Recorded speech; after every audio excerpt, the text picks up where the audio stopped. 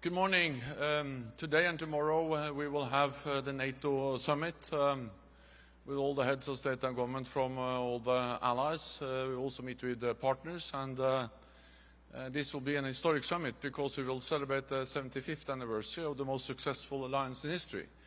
But we will do more than celebrations. We will also make important decisions for the future on deterrence and defense, on Ukraine, and on how to expand our partnerships, in particular with our partners in the Asia-Pacific. On Ukraine, I expect allies to agree a substantial package, which will consist of 5 elements. One is a NATO command for Ukraine to provide security assistance and training. A long-term pledge to continue and sustain our support to Ukraine. New announcements of immediate military support, including air defense, and new bilateral security agreements between NATO allies and Ukraine. And then finally, that we will step up what we do to ensure full interoperability between the Ukrainian forces and NATO forces, including with a new training and evaluation center in Poland. Altogether, these 5 elements constitute a strong bridge for Ukraine to membership of the alliance, and I'm confident that allies will then reiterate the commitment that Ukraine will become a member of NATO. On deterrence and defense, we will ensure that we have the forces in place to meet the requirements in our new, very ambitious defense plans. We already have 500,000 troops on high readiness in NATO, the highest in decades. We will also integrate a new ballistic defense site in Poland into our air and ballistic missile integrated system. Of course, the most important thing is that we now see that allies are stepping up when it comes to defense investments. We made the pledge 10 years ago at the NATO summit in 2014 that allies should spend 2% of GDP on defense. At that time, only 3 allies spent 2% or more on defense. This year, 23 allies will spend 2% or more of GDP on defense. And this makes a big difference and demonstrates that allies are taking security extremely serious. The last thing I will say is that we will also then meet with the heads of state and government from our Asia-Pacific partners, Australia, New Zealand, Japan, and South Korea. And the war in Ukraine demonstrates how our security is interlinked, because Iran, North Korea, and China are the main enablers of Russia's war against Ukraine. Secretary General. Yeah. Thank you, sir. First of all, congratulations on your Presidential Medal of Freedom, sir. Well deserved. Sir, it's so apt that we are in Washington, D.C., and no one coming into the country can ignore the feverish speculation and questioning around the leadership at the moment. Even Volodymyr Zelensky has very, very grave concerns about US politicians waiting to offer their support on both sides of the House before the November election. How much does the alliance hang in the balance? I remember full well you being lambasted, sir, in Brussels in 2018 by the then President, Mr. Trump, as well, about European defence. We're all waiting on the election. Is that very dangerous for the North Atlantic Alliance?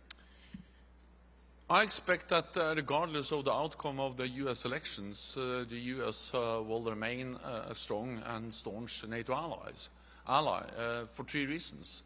One is that it is in the US security interest to have a strong NATO. NATO is good for Europe, but it's also good for the United States. It makes the United States stronger and safer, because in NATO the United States has something no other major power has, and that is more than 30 friends and allies. Russia doesn't have that, China doesn't have that. The United States has NATO, makes the United States stronger. The second reason why I believe that the United States will remain a strong ally is that it is broad bipartisan support for NATO in the United States. There are just now new opinion polls demonstrating the broad support for NATO among US voters, but also in the US Congress. I will later on today go to the US Senate, and in the US Congress there is strong bipartisan support for NATO. And thirdly, the main criticism from former President Trump and also from others against NATO has actually not primarily been against NATO. It has been against NATO allies not spending enough on NATO. And this has really changed. Just over the last years, we have seen a dramatic increase in defense spending across Europe and Canada, and a record high number of allies are now meeting the target of spending 2%, and those allies who are not yet there, they have clear plans in place to be at 2% soon. So this has, for these reasons, US security interest is to have a strong NATO, strong bipartisan support, and that European allies are stepping up, investing more. I expect that the United States will remain a strong ally regardless of the outcome of the elections. Thank you, Secretary General. Should Ukraine's path to NATO be irreversible, and should this be explicitly mentioned in the summit declaration? And another question, if I may, is this summit the opportunity to finally deliver all 7 requested air defense systems to Ukraine? First, on the exact language, I expect that allies will agree a strong message on membership for Ukraine. The exact language I will refrain to comment on until we have the statement agreed. It's negotiated as we speak. I'm confident that we'll agree a statement today, and then I can go into the details about the language. It's a relevant question to ask, but I will be able to answer it more in detail soon. On air defense, President Zelensky spoke to NATO defense ministers in April. That was when he asked for more air defense capabilities. We promised to work hard on that, and allies have worked hard.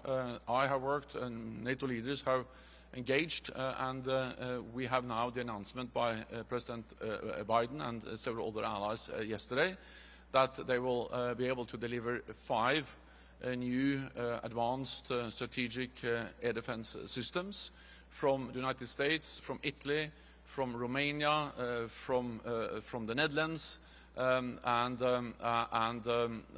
also from one more ally. And of course, this is a significant contribution. On top of that, we will also then ensure that they will have more tactical air defense systems, including NASAMS. So we are constantly working on how we can deliver more. I think that the announcement that was made by President Biden yesterday is significant, but we'll continue to see if we can add even more on top of that. Thank you, Secretary. This is Song Sang, reporter from Yonhap News Agency, South Korea. South Korea's cooperation with NATO has been growing. So how do you think this cooperative partnership between South Korea and NATO will help counter the deepening alignment between North Korea and Russia, and how this kind of cooperation partnership will help enhance security on the Korean Peninsula? Thank you. I will answer that in a moment, but let me just add that, of course, Germany is also on the list of the allies that have provided additional Patriot systems for Ukraine after the call was made by President Zelensky in April. Germany was actually the first to announce. South Korea is an important partner. I look forward to meet the South Korean president tomorrow. We will have a meeting with our Asia-Pacific partners. I will have a bilateral meeting also with the president of South Korea. The war in Ukraine demonstrates how our security is interlinked, because North Korea is actually one of the main providers of military support, of ammunition to Russia, to enable them to conduct a war of aggression against Ukraine in the heart of Europe. And of course, we are deeply concerned about what is Russia giving in return. Putin just met with the North Korean leader. We know that North Korea and Russia are coming closer and closer, also signed the defense pact. So this demonstrates how what happens in Europe matters for Asia, Korea, and what happens in Asia and Korea matters for Europe. So we are looking at how we can work more closely together, including when it comes to expanding together defense industry cooperation. You have advanced, South Korea has advanced defense industry. I think there's great potential to do more together on technology, on cyber, and also we are looking into how we can have better systems and methods for exchange of information. because that will help to strengthen the security both of South Korea and of NATO allies. So we are working on a wide range of areas. We will agree also some flagship projects to further expand the cooperation between South Korea and NATO. Greta Karvala, Iltalehti Finland. What is the main reason that Ukraine cannot be NATO member yet? And if I may, is Russia emerging threat to NATO's eastern flank, and can we expect that war escalates? We don't see any imminent military threat against any NATO ally, and Russia is now fully preoccupied with the war against. They have moved a lot of forces also from along the border between Russia and Finland down to Ukraine. So we don't see any imminent military threat against any NATO ally. What we see is, of course, a constant threat of cyber attacks, of sabotage, of different types of hostile actions against NATO allies, but short of military attacks, because Russia is so preoccupied with the war in Ukraine. But of course we need to be vigilant. We monitor closely what Russia is doing, and NATO allies are investing heavily in new modern defense capabilities. And just the fact that we now have Finland and Sweden as members, that has made NATO stronger and Finland and Sweden safer. Finland brings very capable forces, well-equipped, well-trained forces to our alliance, and the fact that Finland is now a member makes it also, of course, easier to do defense planning in the Nordic area, but also with the Baltic countries. So that was the second question. What was the first? Ukraine Yeah. No, well, also, as you know, to have a new ally, to invite a new ally, we need consensus. All allies agree that Ukraine will become a member, but it's too early to say exactly when that will happen. What I can say is that we are moving together with Ukraine closer and closer to NATO membership, and we do that by concrete actions, because Ukraine's membership is of course partly about the language, the wording. We will agree later today in the NATO declaration about membership for Ukraine, but it's also very much about the concrete actions we are taking to move Ukraine closer to membership. And the fact that we now will have a NATO command with 700 people based in Germany at the NATO command there, but also at hubs in the eastern part of the alliance to facilitate training and security assistance to Ukraine. That will give a stronger NATO framework basis for what we do, and also help to move Ukraine closer to our membership. The long-term financial pledge, everything we do on interoperability. When NATO allies are delivering F-16s, for instance, to Ukraine, we also deliver training, doctrines, and all of that are examples how we are moving Ukraine closer to NATO and making it easier for them to become a member when the time is right. Thank you, Elina Kervinen for Helsingin Sanomat, Finland. Secretary General, you mentioned the Russian sabotage campaign. Just yesterday we read that US military bases across Europe were placed on heightened alert because of a possible threat. What concrete is NATO doing to prevent this kind of actions, and what will be the message from this summit? Thank you. I will not comment on that specific incident.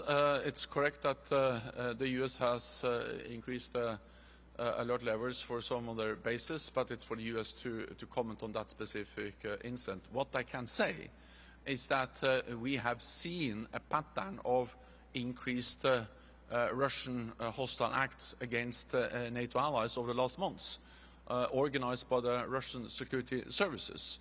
And this is about sabotage, this is about cyber attacks, this is about arson attempts, this is about different types of malign actions against NATO allies. And what NATO has done, and what we are doing, is that, first of all, we are stepping up awareness. We are making allies aware of that these are not standalone incidents, but this is part of a a Russian campaign to try to intimidate us from supporting Ukraine. So increased awareness. Second, more intelligence sharing.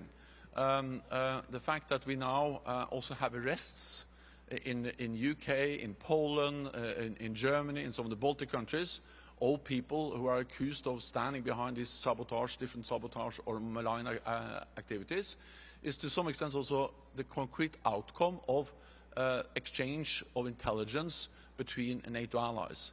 So stepping up the sharing of intelligence is a second thing we do. And thirdly, it's also important to realize that what NATO does to help allies improve their cyber defenses is important, because much of this is taking place in space, and also to counter disinformation, because it's a variety of different hostile actions, ranging from disinformation to concrete sabotage attempts. We are vigilant, we are monitoring closely what Russia is doing, and of course many of the actions have to be taken by individual allies. The arrests that have taken place across the alliance are taken by national police authorities, and there are ongoing legal processes across the alliance. Okay, thank you all very much. Thank you, Secretary General. Thank you.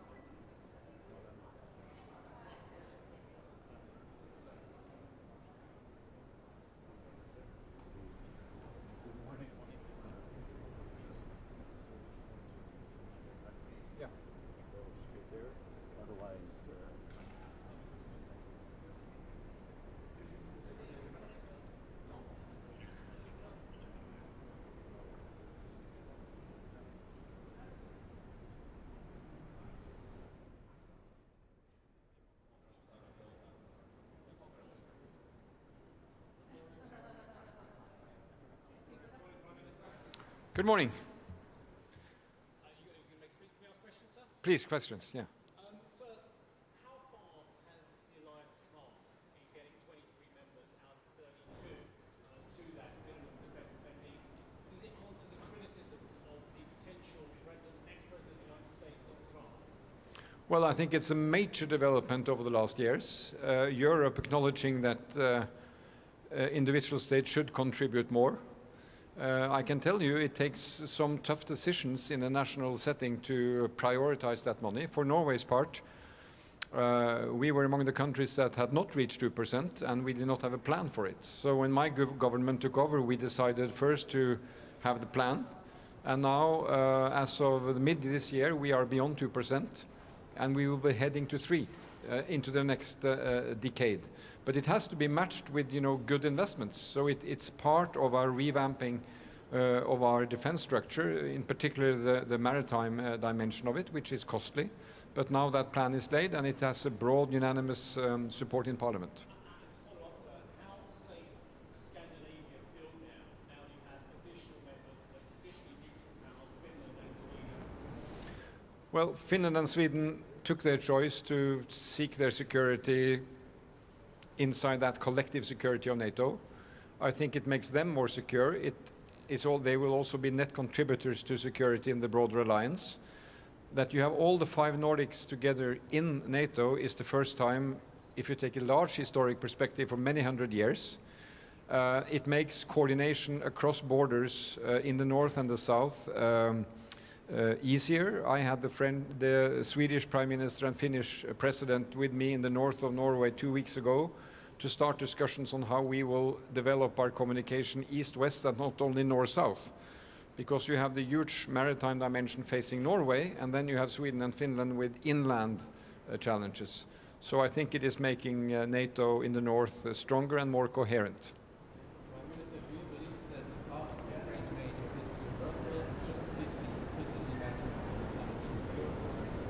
Well, I mean, we have a statement all the way back from 2008. We have the NATO support coming to Ukraine over the last 2 dramatic years.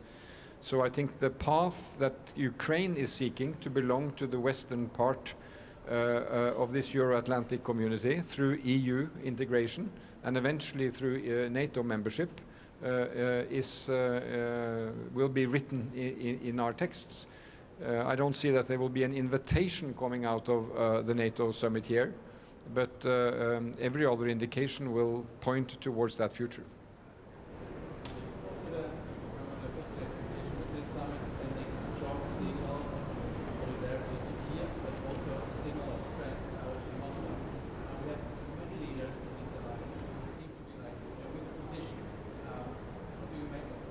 Well, we are 32 democracies, and there are always elections in democracies some year.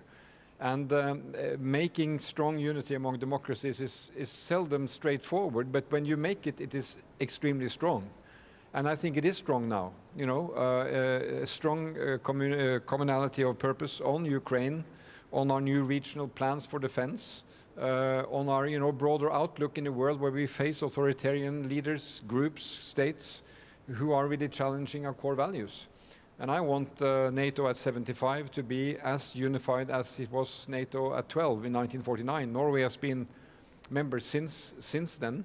And I think everything we have seen in the preparation for Washington, the text you will see out of Washington, on new plans, on new commitments, on Ukraine, will send a strong signal of unity. Thank you.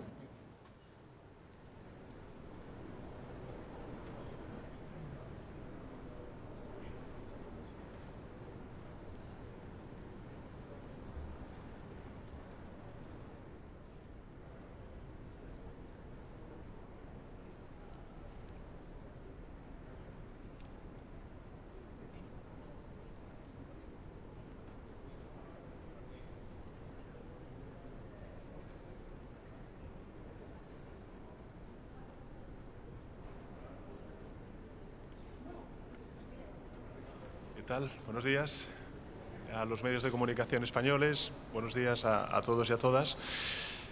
Bueno, yo creo que es importante la celebración de este 75 aniversario de del nacimiento de esta alianza, de la Alianza Atlántica, de la OTAN.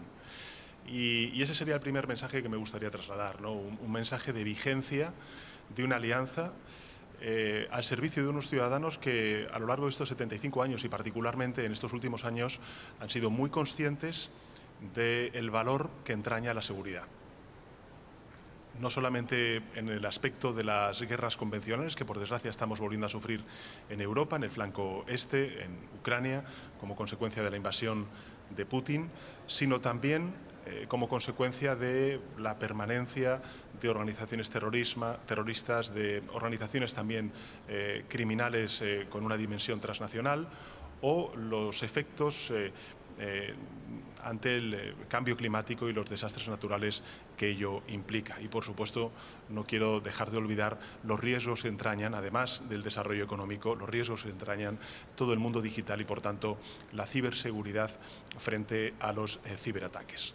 Por tanto, creo que el primero de los mensajes tiene que ser de vigencia y, por tanto, de celebración de una alianza atlántica que cumple 75 años y a la cual, por supuesto, todos los aliados, y estoy convencido de que todos los ciudadanos a los que representamos los presidentes y presidentas de gobierno, les deseamos una larga vida a esta alianza atlántica. En segundo lugar, el mensaje creo que es el mensaje de solidaridad con un pueblo, en este caso Ucrania, que está sufriendo el embate de una guerra injusta, ilegal, absolutamente injustificada, porque Ucrania no era una amenaza para el régimen de Putin en Rusia y, como ayer dijo el presidente Biden, antes del inicio de la guerra, Ucrania era un país libre e independiente y después de la guerra, gracias también a la solidaridad del conjunto de los países aliados, Ucrania continuará siendo un país libre e independiente. Y esto creo que es muy importante siempre. Lo hemos dicho, yo particularmente también a la ciudadanía española desde el principio de la invasión de Putin hacia Ucrania, que Ucrania lo que está haciendo no es solamente defender su integridad territorial, no es solamente defender su derecho a existir, que se está poniendo en cuestión por parte de Putin, no es solamente su derecho a decidir libremente qué quieren ser en el futuro, es algo mucho más profundo y es la defensa de un orden internacional basado en reglas, de la defensa también del derecho internacional, que está siendo menoscabado como consecuencia de esta guerra ilegal, injusta e injustificada, y finalmente la defensa de unos valores democráticos, de ciudadanía libre, que están puestos en cuestión como consecuencia de la guerra de Putin en Ucrania. Por tanto, creo que es muy importante lo que va a suceder hoy. También las palabras ayer del secretario general Stoltenberg y del presidente Biden de compromiso, de solidaridad para con una ciudadanía, un país que está viendo en riesgo su propia existencia como consecuencia del imperialismo, en este caso del presidente Putin. Y finalmente, y esto para España es importante porque lo empezamos a desarrollar en la cumbre de la OTAN en Madrid, la necesidad también de un mayor compromiso por parte de la OTAN y de los aliados respecto al flanco sur. Saben ustedes que está la estrategia de 360 grados. Es verdad que, por desgracia, la inestabilidad, los efectos del cambio climático, el auge de dictaduras en detrimento de democracias en una parte muy importante, por ejemplo, para España, como es el Sahel, está haciendo que la presencia rusa cada vez sea mayor, que hay una mayor presencia de organizaciones terroristas o de organizaciones criminales que trafican con seres humanos y que están detrás, en buena medida, de todos aquellos fenómenos migratorios irregulares que, por desgracia, está sufriendo el Mediterráneo en estos últimos años. Creo que es importante el mensaje que vamos a trasladar. Creo que es muy relevante que después de la cumbre de Vilnius el año pasado en Lituania se celebrara un grupo de trabajo que nos va a presentar en el día de hoy un plan de acción de la OTAN hacia el sur, que evidentemente es de un interés absolutamente estratégico y fundamental para España. Por tanto, yo creo que estos son los tres mensajes que me gustaría trasladar. Primero, el de vigencia total y absoluta en el 75 aniversario de la OTAN, de esta organización, de esta Alianza Atlántica, reforzando esos vínculos transatlánticos entre Europa y Estados Unidos y Canadá. En segundo lugar, el de la solidaridad con Ucrania y el tercero, el del compromiso con el flanco sur, en definitiva, con todo aquello que para España es fundamental, como es la estabilidad y el desarrollo del Mediterráneo. Y un último apunte. Bueno, me van a permitir que, lógicamente, celebre la victoria de España ayer ante Francia y, por tanto, el pase de la selección española de fútbol a la final de la Eurocopa. Vamos a ver exactamente contra quién nos vamos a enfrentar, aunque viendo y leyendo los medios de comunicación, tanto nacionales como internacionales, es evidente que la selección española se ha ganado a pulso su condición de favorita. Y creo que efectivamente hay que celebrar y felicitar a un equipo de jugadores que han demostrado eso, ser equipo. Y eso significa ser solidarios, pensar en el conjunto, en el equipo y no en las individualidades, aunque evidentemente la calidad de muchos de los jugadores pues es extraordinaria, y desearles lo mejor, porque como dije ayer en las redes sociales, está todo el país detrás de ellos. Estamos todos los españoles y españolas súper orgullosos del equipo nacional que tenemos y desde luego con una expectativa muy grande de que el próximo domingo podamos convertirnos en campeones de Europa. Bueno, muchísimas gracias.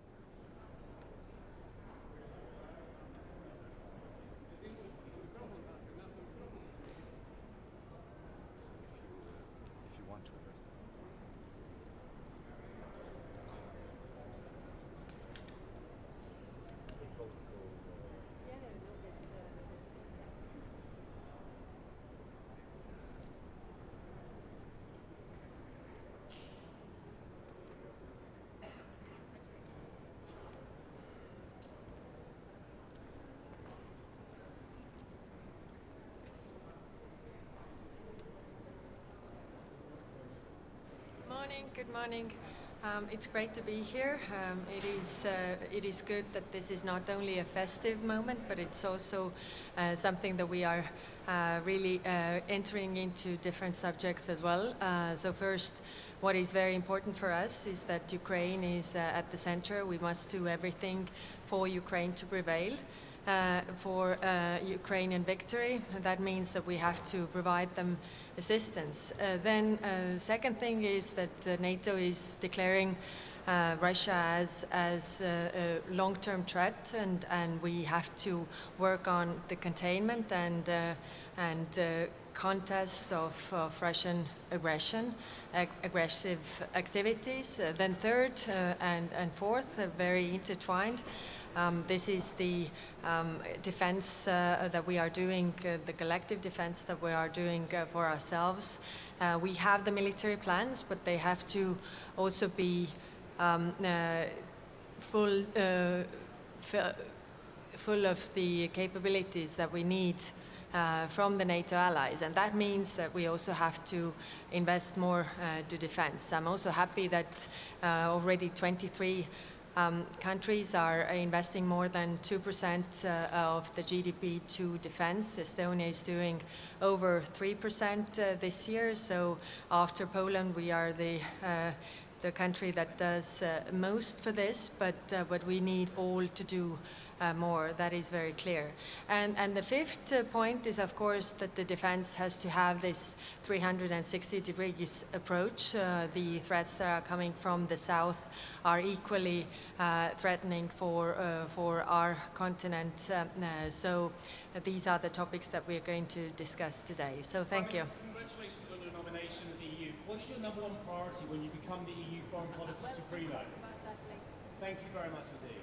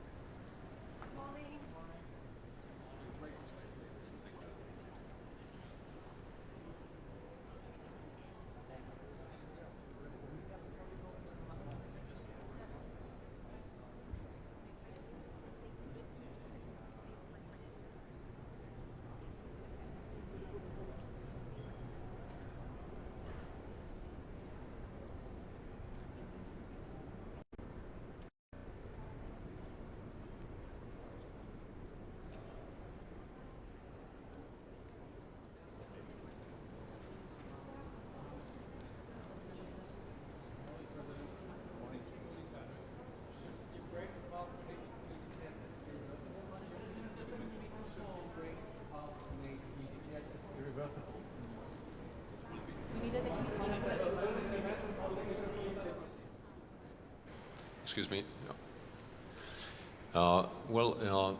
Should I speak Czech or English? Okay.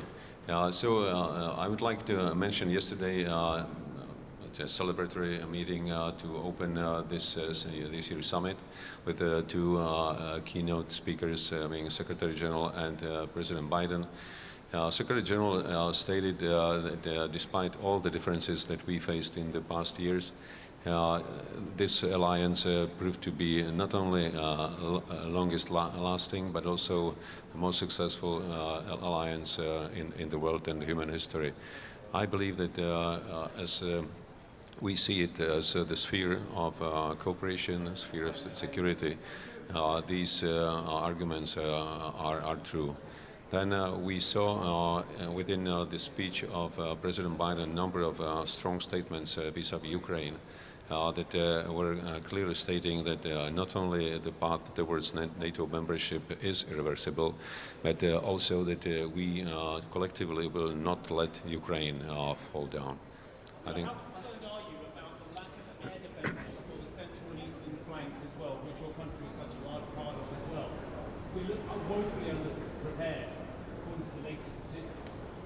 Well, First, I would divide this issue into two lines. First is the most urgent, that is a provision of air defense to Ukraine.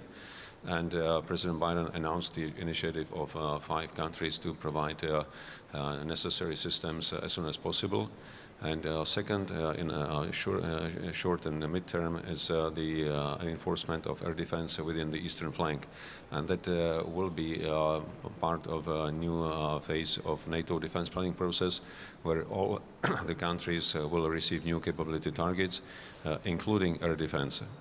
Many leaders within this alliance seem to be like dramatically weakened at the moment. Do you think this summit is still able to send a strong signal towards Moscow?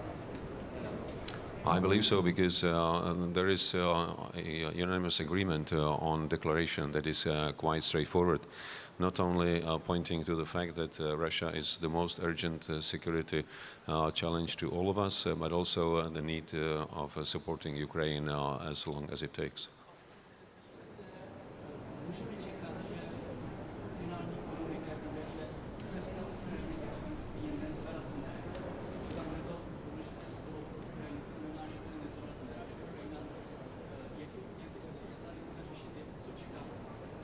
Pokud nedojde k nějakému dalšímu neočekávanému vývoji, tak to slovo tam bude. Je to důležité proto, že pro ukrajinské občany, ukrajinské ozbrojené síly je mimořádně důležité udržovat vysoký morál a k tomu potřebují perspektivu. Ta perspektiva je právě daná tím, že proces bude označen za nezvratný. Musím říct, že až překvapivě shoda na všech zásadních tématech. Já si myslím, že často je potřeba odhlédnout od některých titulků a věnovat se obsahu. A když jsme se bavili o obsahu těch hlavních témat, tak tam se v naprosté většině shodneme. Ať už se to týká Ukrajiny, vztahu k Rusku, Číně, případně provázanosti bezpečnostních problematik globálně. V tom všem jsme se shodli.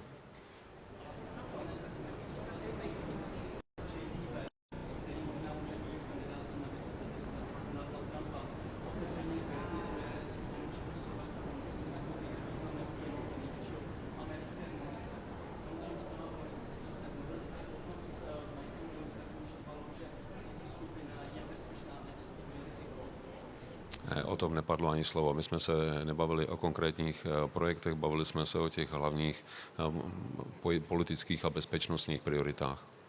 Děkuji.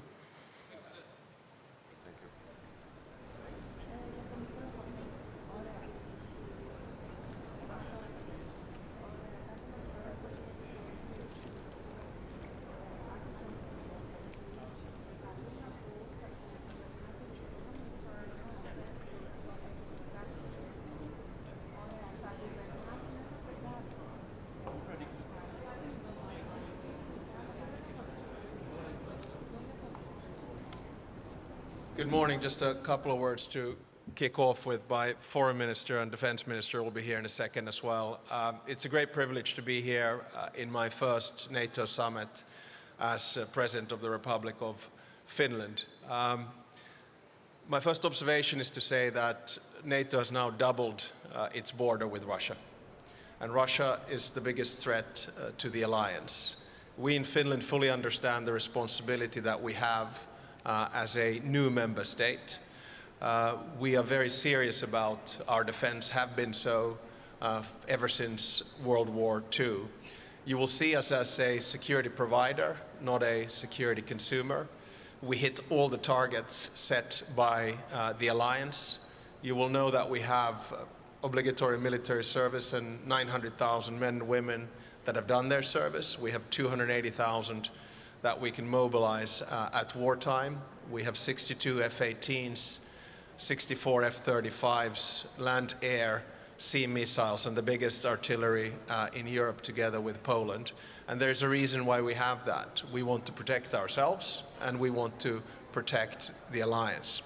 As far as the summit is concerned, we're very happy with the final declaration and the outcome that we will see, especially on 2 accounts. One is defense and deterrence. We are seeing now, I would argue, the rebirth of NATO 3.0, a real Zeitenwende for the alliance, where we're putting our mouth where our money is, and we're showing that our operative capacity, our planning capacity, and in general our capacity is right there. And secondly, we are extremely happy about the language that we're getting in supporting Ukraine. It is, of course, for us, the most important conflict close to our border, and the support that we are giving Ukraine in terms of making it in the future into a NATO member, in terms of financial and military assistance, and in terms of coordinating assistance is extremely important. I think it's very important to give a message to the Kremlin from here that Ukraine's path and bridge towards NATO membership is now irreversible, and in that sense I'm happy to be here celebrating the 75th anniversary of the strongest military alliance in the history of the world. With these words, I'm happy to take my foreign minister and defense minister and then answer questions. Just a quick word, sir. Yeah. If Mr. Putin isn't stopped in Ukraine, do you fear that the Baltic Sea is the next target? I know the Baltic nations are very concerned about the presence of Russia on their borders. We don't fear anything. We plan for everything. That means that we look at different types of scenarios. But to be honest, I think the turns that we have right now, Finland, Sweden, Norway, all of us being part of the alliance, I don't think it makes any sense for Russia to make any kind of a move towards that direction. The Baltic Sea is now a NATO lake with an extremely strong defense capacity. I mentioned Poland with the biggest artillery together with Finland. I mentioned the Zeitenwende that Germany has done in its defense. And if you look at the capacity of Finland on land, capacity of Sweden and in the air and sea, and the capacity of Norway in general, I don't see the direction of Putin going towards the Baltic Sea at all. What we need to do now, and I follow the words of Secretary General Stoltenberg, is that the more we support Ukraine now, the sooner we can end the war. Coming eastbound or westbound from the Russian perspective is not a good idea. With so many leaders domestically weakened within the alliance, how is it possible to send a strong signal? Well, I disagree with your basic premise. We've just had Keir Starmer elected as the Prime Minister of the United Kingdom. I just spent a good hour with 15 senators, including also Chancellor Scholz, Prime Minister Starmer, Prime Minister Kristersson, and actually Jens Stoltenberg, discussing the security situation in Europe. I have never seen the European Union or NATO as unified or as strong as we have been ever since Russia attacked Ukraine. Remember that there's a long history of this, and that history began in 2008 with Russia attacking Georgia. It continued with the annexation of the Crimean Peninsula in 2014, and then a full-blown war in 2022. I think we reacted too late, but right now we're very strong and very unified, so I'm not worried that democracy would be throwing bad results at us. We're coping with it.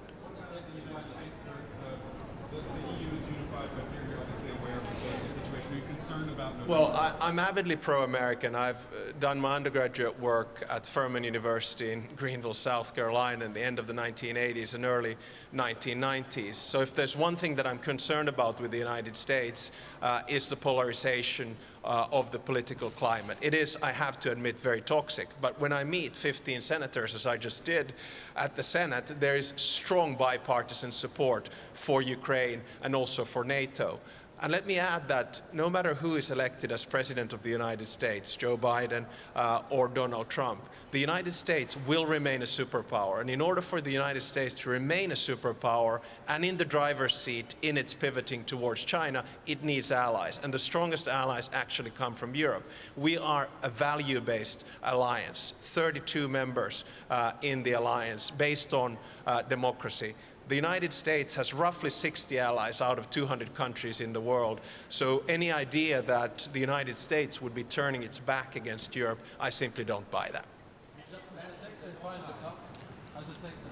I think, as far as I understand, the text is in what they call and I'm learning this because this is my first summit, in a NAC silent procedure. So basically, it is looking quite good. I've read the conclusions through a couple of times, and I'm very pleased with the outcome from the perspective of the alliance, but also from the perspective of a new member state like Finland.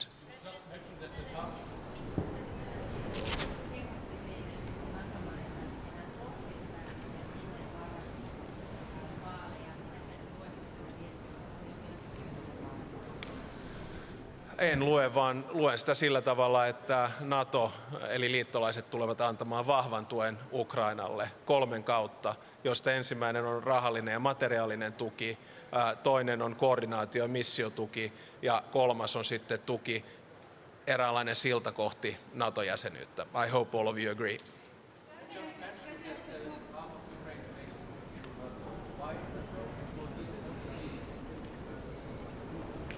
I am quite convinced that that type of language, in other words, words such as irreversible and bridge, will be found in the summit declaration. Why is this important? Because the only thing that Putin and Russia understands is power. And Putin and Russia need to understand that what they expected to do, the exact reverse happened.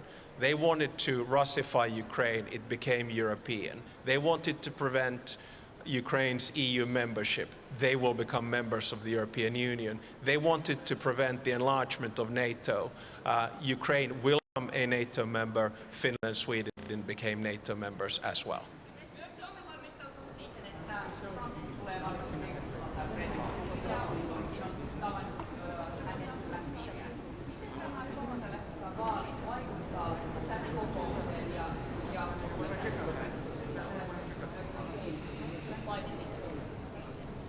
No, edelleen niin kuin lähtökohta on se, että kun nyt tapasin 15 senaattoria, myös ulkoministeri ja puolustusministeri ovat tavanneet kollegoitaan, niin olemme hyvin vakuuttuneita siitä, että riippumatta kuka valitaan Yhdysvaltain presidentiksi, niin Yhdysvaltain tuki Ukrainalle ja Natolle jatkuu. Miksi? Koska se on Yhdysvaltain intressissä. Eilen keskustelin noin 10-15 minuuttia presidentti Bidenin kanssa, satuimme itse asiassa samaan jonoon ja samaan lämpiöön. Ja oikein hyvä keskustelu, analysoimme vähän maailmanpoliittista tilannetta ja hän kertoi näkemyksiään Suomesta, jotka olivat hyvinkin myönteisiä ja rakentavia. Hän puhui siitä, että Naton raja Venäjän kanssa on kaksinkertaistunut. Hän puhui siitä, miten vahva Suomen puolustus on ja hänen omista Suomen vierailuista. Myös taisimme puhua Vancouverin olympialaisista vuonna 2010, jolloin olimme katsomassa mäkihyppyä. Tässä kokouksessa ei saada konsensusta siitä, että Ukrainasta tulee Naton jäsen. Siis Ukraina ei saa tässä kokouksessa kutsua. Olisiko Suomi ollut valmis kutsumaan jo tässä kokouksessa Ukrainan Naton jäseneksi ja mitkä maat tämän konsensuksen estivät? No, me olemme nuori, uusi jäsenmaa, eli me emme lähde mestaroimaan tai neuvomaan muita tässä. Me olemme valtavirrassa ja lähdimme pitkälti siitä, että toivoimme sanamuotoja, jotka vievät ja edistävät Ukrainan NATO-jäsenyyttä enemmän kuin Vilnan huippukokouksen sanamuodot. Ja tietysti muutamat maat olivat sitä mieltä, että pitää olla hyvin varovainen estämisen suuntaan, mutta kyllä mun mielestä se viesti tällä hetkellä on hirveän selkeä, eli Ukrainasta tulee NATO-jäsen. Ei nyt, mutta jossain vaiheessa.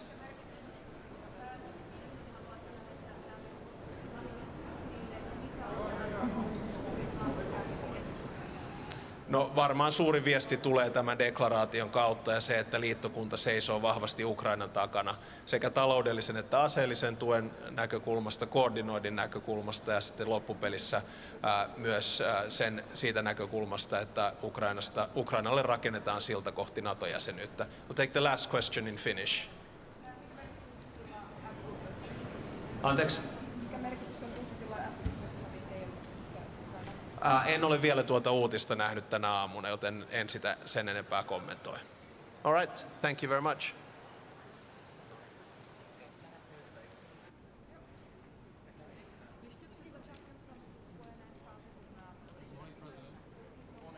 Ladies and gentlemen, really glad to be here to celebrate 75th anniversary of NATO. But this is not about the celebration, not only about the celebration. And we have to do more in order to strengthen our alliance, which is one of the most long-lasting and credible alliances in the world. As for me, as a president of Lithuania, it's very important that the decisions which were taken last year in Vilnius are in the stage of implementation. We need to do more, and we have to spend more, because Russia's war in Ukraine is further complicating the situation. The security situation in the region is deteriorating. Russia's economy is working full scale to service war machine. And what is important also, we have to take note about the role of Belarus, the neighboring country of Lithuania, because this country is fully available for all kinds of activities of Russian Federation in order to destabilize the situation at the border. Right now we know how complicated is the situation at the border with Poland because of illegal migration and hybrid attacks against Poland. Recently it was the case in other countries, in Latvia and Lithuania. So this is the reason why we have to spend more attention to the eastern flank of NATO. And the best instrument to do that is, of course, forward defense. Boots on the ground is the best deterrence factor in the eastern flank of NATO. I am really glad to say that we are very successfully working with our close ally Germany in deploying the full-size brigade in Lithuania, the process which will be completed in 2026. And this is a very good example and inspiration for our partners, for our allies to follow. For me, as a representative of eastern flank of NATO, it's very important that we go forward in increasing the defense spending, defense investments. It's very nice to see that our 2% club is expanding, but 2% as a threshold is not sufficient enough looking from our perspective, and Lithuania is committed to increase this defense spending up to 3% and in the coming years to do more. Very good that we spent the prior attention to the Ukraine, and I think this is very important that Ukraine receives positive signals comparing with Vilnius language of the last NATO summit. Irreversibility of the process is important. The bridge is important, but of course our friends, Ukrainians, expect more. And I hope that after the victory, there will be no question about full-fledged membership of Ukraine in NATO. So those are the issues which seem to be very important for us. And we, as I mentioned, we are glad to participate in this high-level summit and looking forward to cooperate with our allies in the future. President Alzheimer, you mentioned the importance of Belarus as a Russian ally. In recent days, the Chinese troops have been training close to the Polish borders, working with their Belarusian counterparts. Isn't that a sad indictment of the failure of NATO, the West, the EU, the United States to isolate Russia on the international stage with key players such as China? Well, it's very important to see the efforts of Russia to involve other countries in this war against Ukraine. And you mentioned Belarus. I didn't mention one more important factor, the deployment of Russian nuclear tactical weapons in Belarus. According to our knowledge, this is a reality. So those are deliberate attempts of Russian Federation to complicate the situation at the border. And of course, the involvement of China and other countries is also a very important factor. We have to pay more attention to this. But so far, our diplomatic efforts did not bring a sufficient result in that regard. But it doesn't mean that we have to put more efforts in order to get a positive result in the future. Could you elaborate a bit why the irreversibility for Ukraine towards NATO is necessary, and will we find this kind of language also in the summit declaration?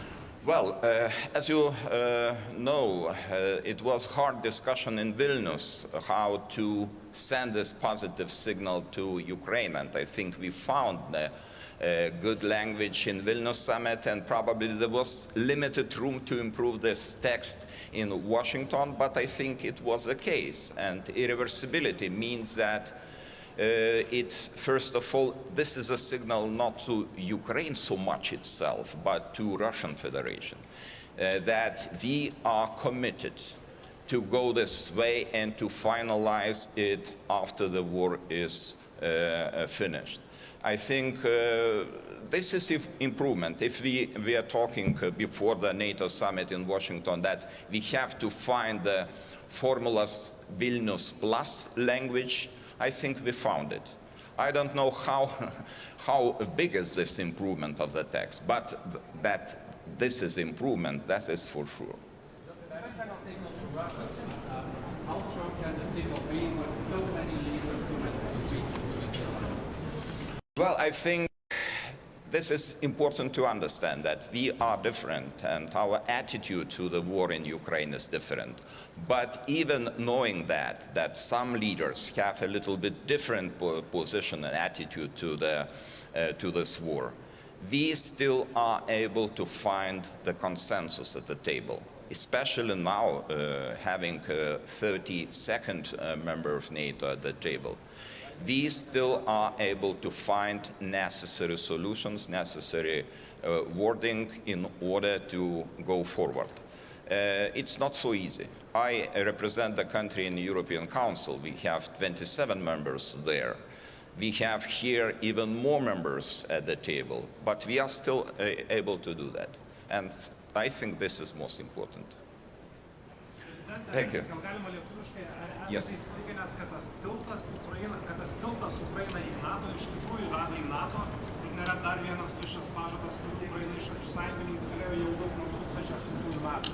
Žinote, visada galima kritikuoti bet kokį tekstą, tačiau man atrodo, kad svarbu yra tai, kad Vilniaus kalba ar Vilniaus retorika yra ne tik tai pakartota, bet ir pagerinta.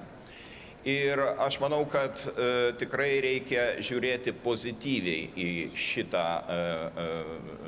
būtent retoriką, kuri yra Vašingtone viršūnių susitikime, nes tai yra pozityvus signalas pirmiausia pačiai Ukrainai, kad procesas yra nestabdomas, kad procesas priklausys nuo tų reformų, kuriuos Ukraina įgyvendina dabar. Ir kad šitų reformų rezultate Ukraina taps ES nare ir NATO nare ir nemanau, kad tokioje tolimoje ateityje. Tai aš vis dėlto siūlyčiau žiūrėti į šį tekstą iš konstruktyviosios pusės, nors sutinku, kad galima kritikuoti bet kokį tekstą dėl to, kad jis galbūt nėra pakankamai ryžtingas ar nepakankamai stiprų signalą siunčia. Tiesiog tai yra šiandienos šios minutės konsensusas, kurį pasiekėme ir dėl to tą konsensusą turime branginti. Taip, aš manau, kad rotacinės oro gynybos sistema mums buvo labai svarbi nuo pat pradžių ir mes tikrai labai džiaugiamės, kad turėjome šito principo įgyvendinimą Vilniaus viršūnių susitikime. Tačiau lygiai taip pat puikiai supratome, kad jos įgyvendinimas nėra toks paprastas dėl dviejų priežasčių. Pirma, kad oro gynybos sistemų laisvų, kurias galėtų teikti mūsų aljanso nariai atskiroms valstybėms, ištekliai yra labai riboti dėl suprantamos priežasties, kadangi jų reikia Ukrainoje ir ko gero labiau netgi reikia Ukrainoje. Antra problema buvo ta, kad iš tikrųjų nebuvo labai aiškios sistemos, kaip atskiros šalis pildo tą oro gynybos sistemą, užtikrina tą rotacinį principą.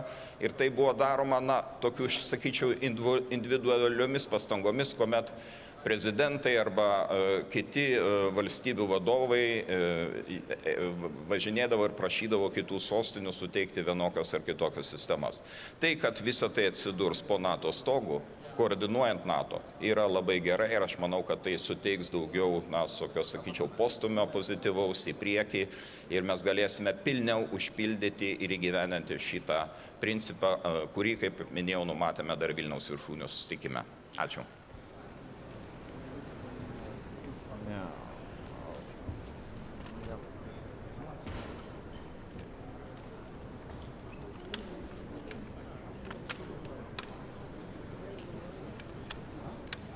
It is my great honor that I lead Montenegro's delegation on this year's NATO summit, especially so because we are commemorating 75 years since the North Atlantic Treaty was signed exactly here in Washington, D.C. in 1949. This is the most successful defense alliance in the history of the world, and Montenegro is very proud to be allied country. We have 32 allied countries now. We are very committed to this alliance, and we are showing the unity more than ever, as evidenced by the 2% target, spending target, that this year we have record 23 member states reaching that target, and others soon to come. Montenegro is one of them, and Montenegro has been investing heavily this year in modernization and equipment, as evidenced by the 36% of our defense budget. We are ready to be committed. We are ready to be reliable, predictable, and a credible partner. Thank you.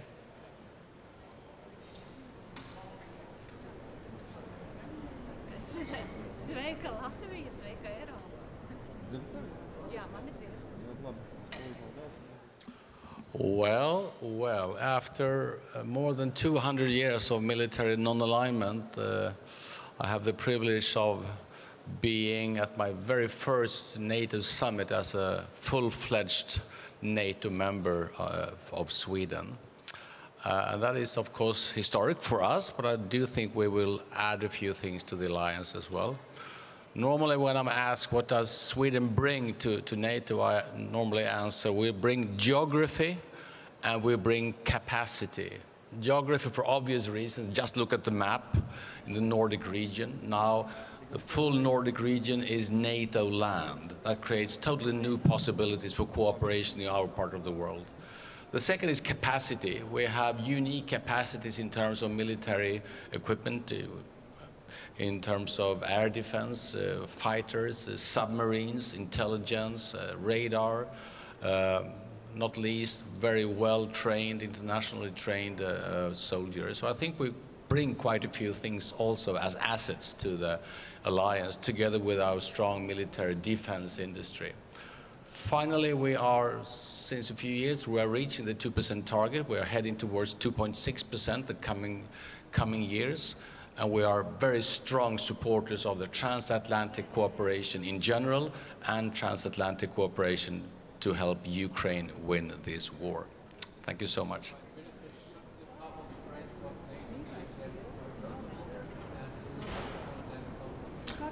Well, we support as strong language as is possible. We like to see Ukraine within the European Union, which they are heading towards, and we would like to see Ukraine also within NATO.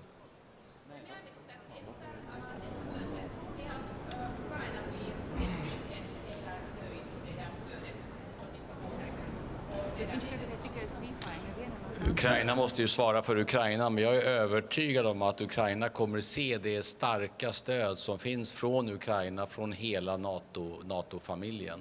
Jag tror vi alla har enorm respekt för att Ukraina behöver mer av allt, vill ha mer av allt, har bråttom, allt med respekt för det. Jag tror också Ukraina förstår att det är ett långsiktigt och uthålligt stöd som de västliga demokratierna nu erbjuder Ukraina.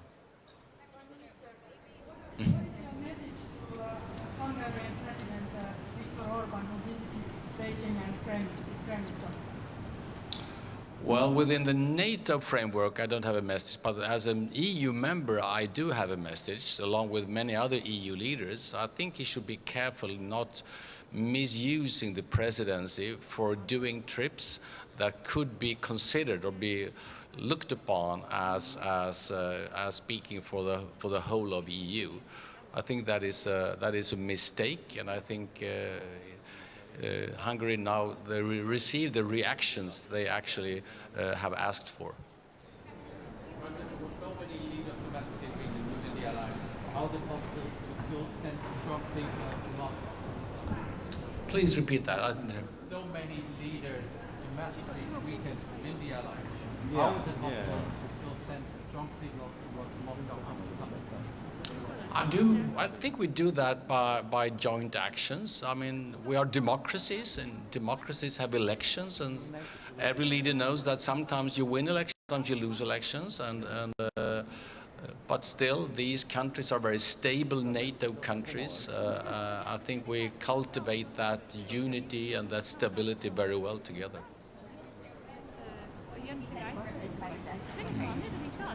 We are, as you might know, we are part of the F-16 coalition, even though we don't use F-16 for obvious reasons.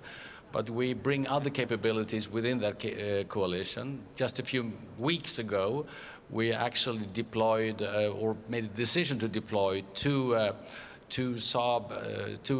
aircrafts, which actually increased the F-16 capabilities quite significantly through radar surveillance. So we do our part, but not right now with Gripen fighters. We don't exclude that possibility, but it is a bad idea to try to introduce two different aircraft systems at the same time. Oh. Sorry? Well, we hold that option open, and we still prepare for that option. I had a discussion with President Zelensky in Stockholm just a few weeks ago when we described that very carefully. Even still, I fully understand his constant willingness to receive more of everything, inclusive Gripen. And Gripen is as we know, a very good fighter. But right now, I think we do better use for them by deploying other kinds of material right now. Okay, thank you so much.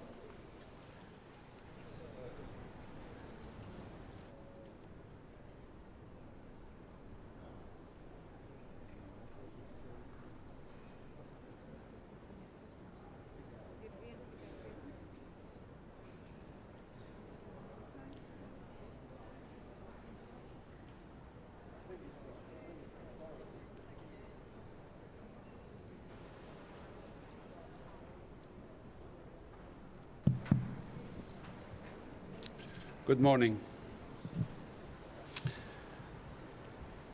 I am honored to be here and grateful to President Biden for hosting this historic summit. And it was a great pleasure to be present at the commemoration at the Mellon Auditorium yesterday. Now, it is always a great pleasure to visit the United States, where I did part of my university studies. But it is especially important and meaningful to come upon such an occasion. As the Prime Minister of Iceland, one of NATO's 12 founding nations, I am extremely happy to attend the first meeting where all the Nordics are present, with Sweden being attending with their leader for the first time after their membership was realized not so long ago. This is a historic point in time for the Nordics and creates a stronger platform for all of the Nordic countries to discuss and evaluate matters of importance in the North Atlantic and in our region of the world.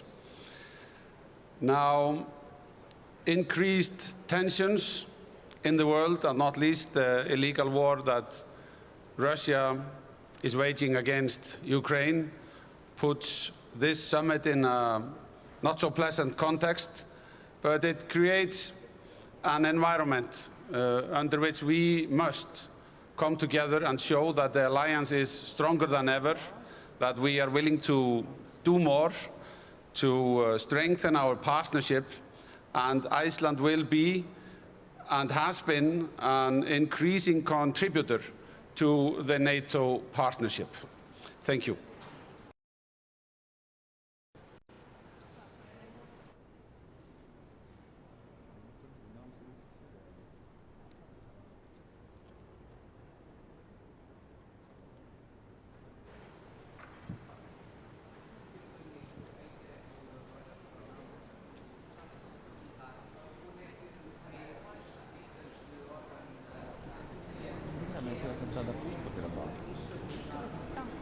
Ja, nej.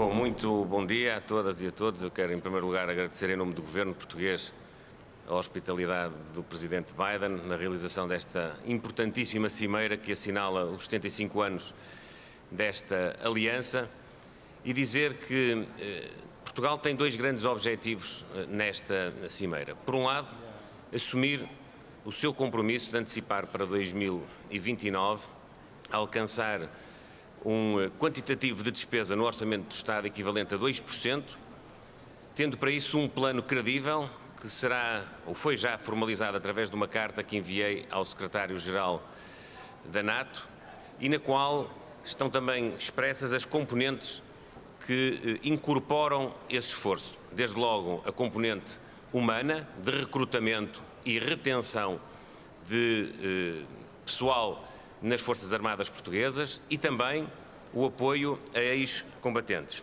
Por outro lado, a aquisição de equipamento variado, que vai desde viaturas de combate, de infantaria, a drones, a capacidade aérea e, finalmente, um dos grandes pontos onde temos colaborado e onde muita da despesa é assumida é a nossa participação em missões internacionais. Este esforço é um esforço que vai fazer com que a nossa atual despesa na área da saúde, que ronda os 4.186 milhões de euros, possa atingir cerca de 6 mil milhões de euros em 2029. O que estamos a falar, portanto, de um esforço acrescido correspondente a cerca de 400 milhões de euros por ano. Em segundo lugar, destacar o apoio incondicional de Portugal à Ucrânia. Tivemos a ocasião, no passado mês de maio, de receber a visita do Presidente Volodymyr Zelensky e assinar com a Ucrânia um acordo de cooperação militar para os próximos anos e quero também anunciar que dentro dessa componente de apoio vamos acrescentar ainda este ano 95 milhões de euros aos 126 que estavam precisamente previstos nesse texto. Será, portanto, um esforço na casa dos 221 milhões de euros que faremos este ano, mas é importante que, tal como acontece no investimento correspondente a 2% do nosso produto, quer como acontece especificamente no apoio militar à Ucrânia, nós estamos muito empenhados no Governo em fazer com que a nossa indústria de defesa, nas suas mais variadas dimensões, possa ser uma componente importante do contributo que nós vamos dar. Ou seja, que este dinheiro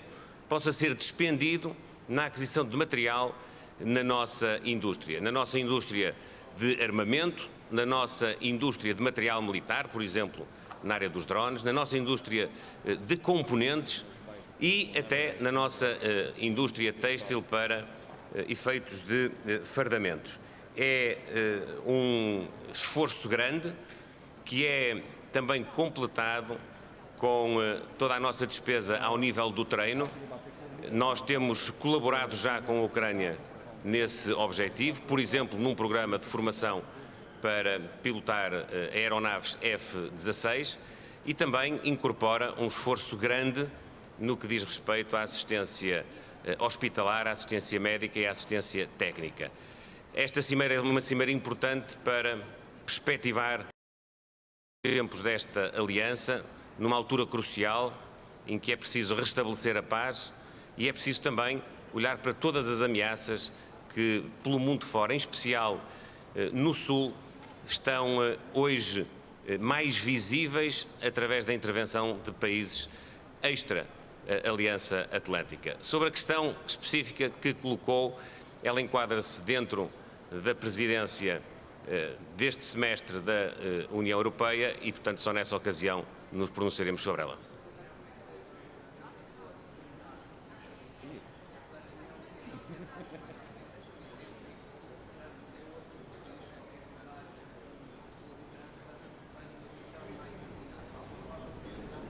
Esta é uma aliança que se consubstancia no compromisso e o compromisso que nós vamos assumir nestes 2 dias é um compromisso muito forte para cumprir vários objetivos, nomeadamente de reforço de investimento, de reforço de apoio à Ucrânia e também de reforço da capacidade militar como um todo para ações preventivas e ações humanitárias. Tudo isso, naturalmente, depois de ficar acertado entre todos os Estados-membros, é pressuposto que possa corresponder a uma execução, e é isso que nós esperamos de todos. Muito obrigado.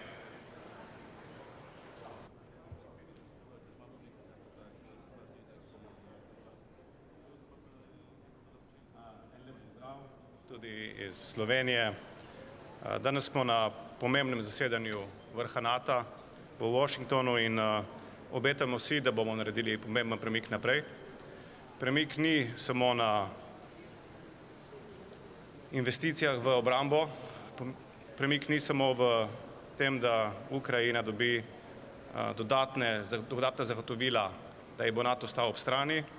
Verjamem, da bo premik tudi v tem, da se Nato začne bolj obnašati tudi kot politična vojaška organizacija in na tem področju izvajati naslednje korake, ali na Evroatlantiku ali pa na Indo-Pacifiku. Jaz ne bi šel v detajle tega, kar se pričakuje danes, mislim, da bo za to še dovolj priložnosti. Bi pa rad povedal, da so pričakovanja velika in da glede na včerajšnje dogajanje so naši ameriški gostitelji več kot izpolnili pričakovanja nas, ki prihajamo iz Evrope.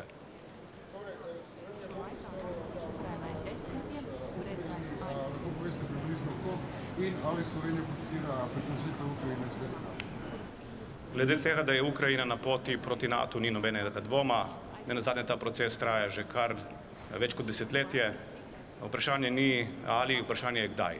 Razumem, da trenutek še ni napočil, pa vendar. Dajmo se pripravljati, tako da je to mogoče že lahko jutri. Tisto, kar je pomembno, je, da v tem umestnem obdobju se vsi zavedamo svojih obveznosti, prispevamo krepiti svojega vojaškega proračuna, svoje obrambne sposobnosti in solidarno prispevamo skupaj z ostalimi članicami NATO, zavezništva, tudi pri prispevkih za Ukrajino.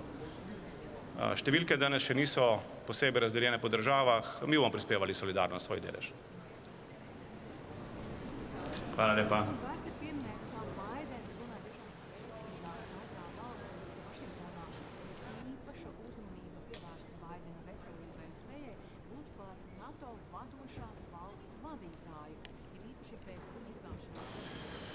Good morning. Very important NATO summit here. As being said over the past days, NATO is stronger than ever, the most successful military alliance in history. That is because of two reasons. First reason, of course, is solidarity. 23 countries today who say that they will defend each other at whatever moment that is necessary. But besides solidarity, it's also the capacity to adapt. In the world of today, NATO needs to adapt itself. In the course of the past 75 years, NATO has adapted multiple times, and we see that today there are, and internally and externally, forces that challenge NATO, that challenge its effectiveness. And this summit today, the most important outcome of the summit today is showing how NATO is going to adapt in a new world where we are being put under pressure. From the Belgium side, extremely happy with the bilateral security agreement that we had with Ukraine. Belgium will be the biggest donor of fighter jets to Ukraine. In total, 30 F-16s will be donated to Ukraine in the next years. And we are doing everything to make sure that within the year of 2024, first Belgian F-16s will be donated to Ukraine. Besides that, of course, our support is broad. We've also done a lot of effort in leveraging the frozen Russian assets, of which a big part are in Belgium, to make sure that they are being used to support Ukraine in defending itself and in reconstructing Ukraine. Thank you.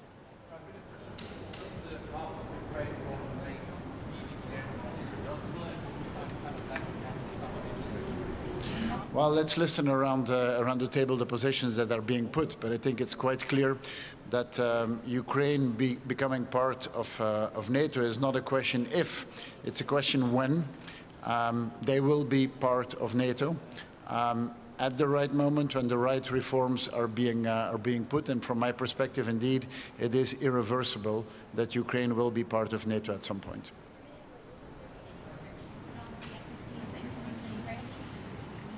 So the decision of the past Belgian government is that the F-16s will be used by Ukrainian pilots and will be used above Ukrainian territory. That is actually the need today. being able to have air superiority above Ukraine and developing the air defense capacities, that's the most urgent need today. As I just said, the delivery of 30 F-16s is really something that helps Ukraine in building a full-fledged air force, and Belgium will be the biggest contributor to that. So the current restrictions that we put, it is utilization above the ground, above the territory of Ukraine.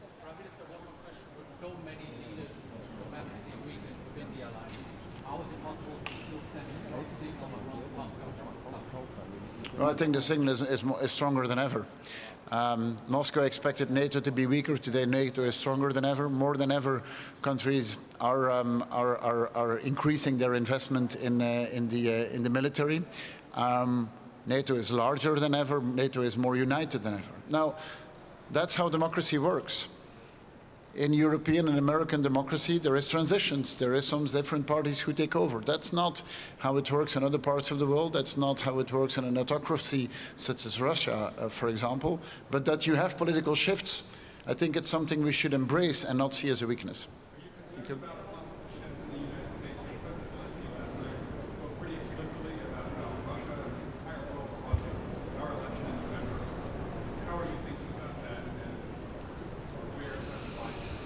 Yeah, of course, we're looking at elections throughout the world, and the American election is a very important one. But let's be extremely clear, it's the American citizens who will make their choice. And that choice is a choice that you will respect if, of course, the rules of democracy are being followed. And we will work together. And from anything I hear, NATO will come out of any election stronger than it is today. Thank you. Yeah, wait, let me first do the Belgian press a bit. Yes.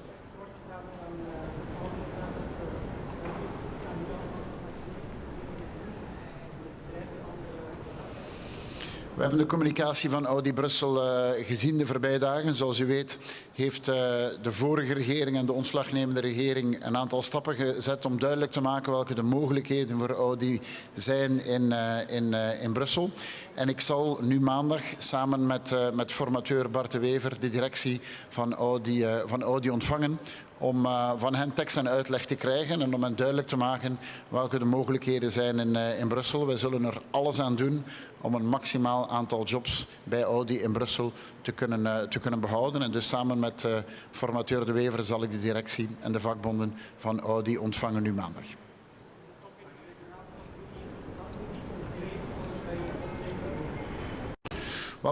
Dat de steun aan Oekraïne dat die sterker is dan ooit. Dat de mogelijkheid voor Oekraïne om toe te treden tot de NAVO, dat we elke keer een stap vooruit zetten.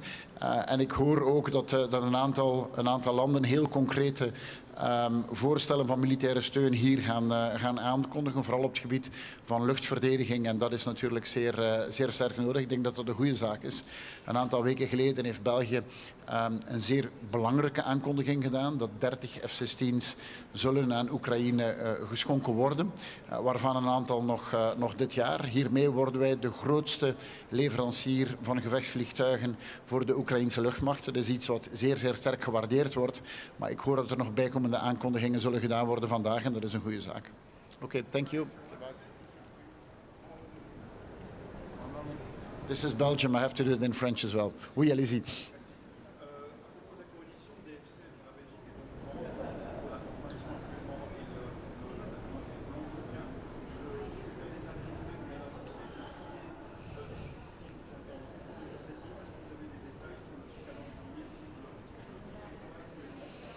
Je n'ai pas les détails, mais j'ai vu aussi en effet que le Danemark et les Pays-Bas vont annoncer que les premiers F-16 vont être livrés maintenant. C'est une bonne chose et c'est aussi grâce à la coalition dont la Belgique fait part, parce que les F-16 seront livrés parce que y aura le personnel qui peut faire la maintenance et parce qu'il y aura les pilotes et la formation des pilotes, elle s'est faite largement dans des F-16 belges, dans des missions d'entraînement qui ont eu lieu par exemple au Danemark. Donc je pense que c'est vraiment un succès pour toute cette coalition F-16. Comme j'ai dit, coalition F-16 qui naturellement deviendra plus grande avec l'annonce de livraison de 30 F-16 du côté belge.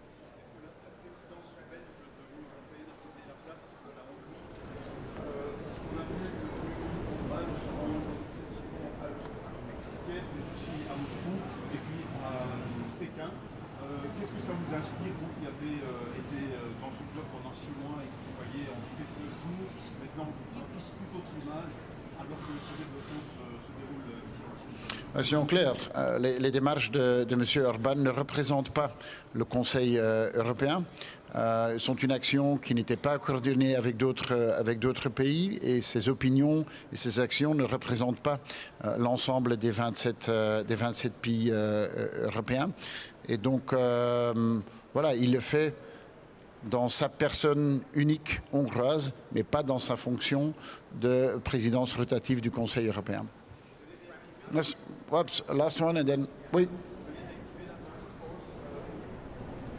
Donc, on a vu les annonces de la direction d'Audi et donc ensemble avec le formateur Bart de Wever, je vais recevoir et les syndicats et la direction d'Audi maintenant lundi pour leur demander plus d'explications et pour regarder ce qu'on peut faire pour garder un maximum d'emplois en Belgique. Cette task force s'est réunie avant, une letter of intent a été faite. Je pense que c'est important maintenant d'écouter quelle est l'action d'Audi, de regarder ce qu'on peut faire et je le ferai donc ensemble avec formateur de Wever à partir de lundi.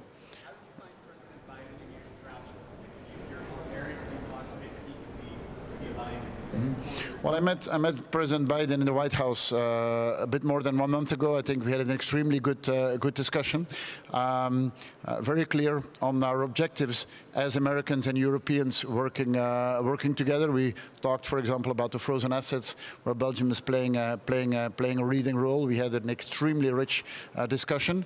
Just as yesterday, I think he had an extremely strong statement that he gave to NATO and to the rest of the world. Thank you. I have to give space to my Luxembourg colleague now.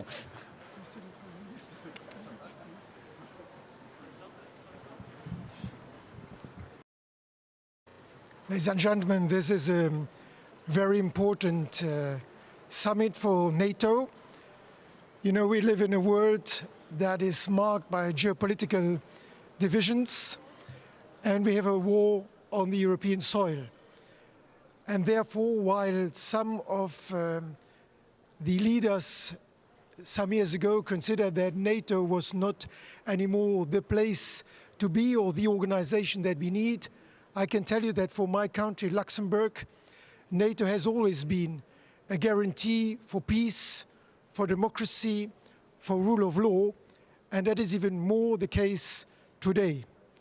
For a very long time, we thought in Europe that peace, democracy, rule of law was guaranteed forever, and it didn't have to take so much care about defense anymore.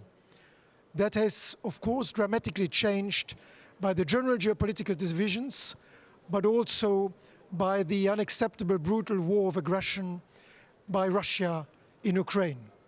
And therefore, I think this summit here is important for all of us to come together to say that we are united, and that is also why I will announce today at this summit that my country has decided under the new government that I'm leading that we will come to the 2% benchmark of defense spending by 2030.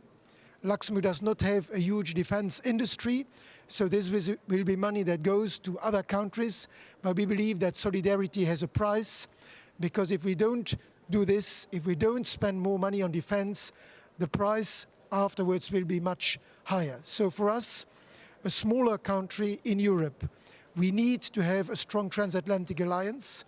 We believe in solidarity with our partners to share common values, and that is why this summit today is important to reaffirm all those values.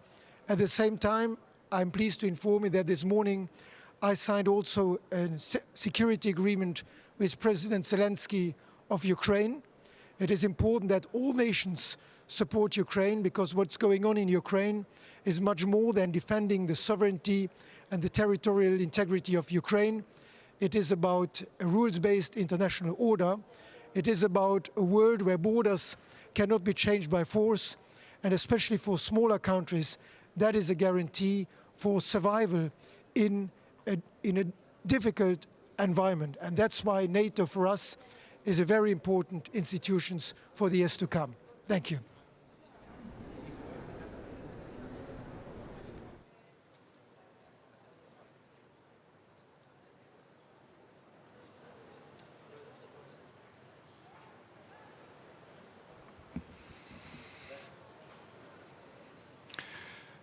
We're meeting here in Washington to celebrate the 75th anniversary since the establishment of the world's most successful and most resilient defensive alliance. We're meeting at a time of grave challenges, at a time when there is a war raging in the heartland of Europe.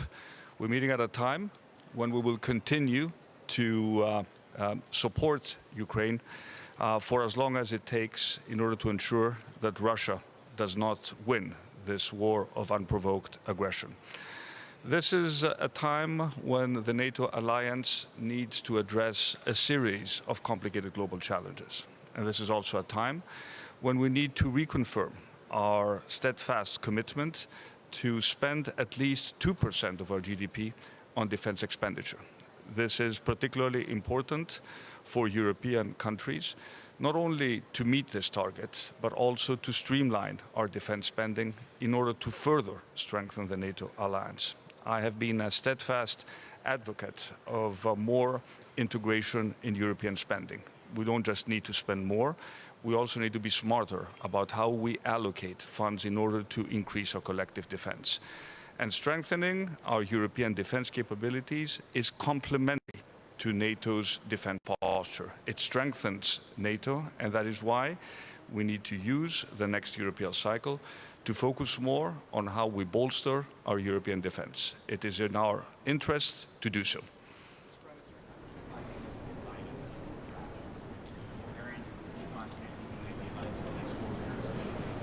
We're not going to comment on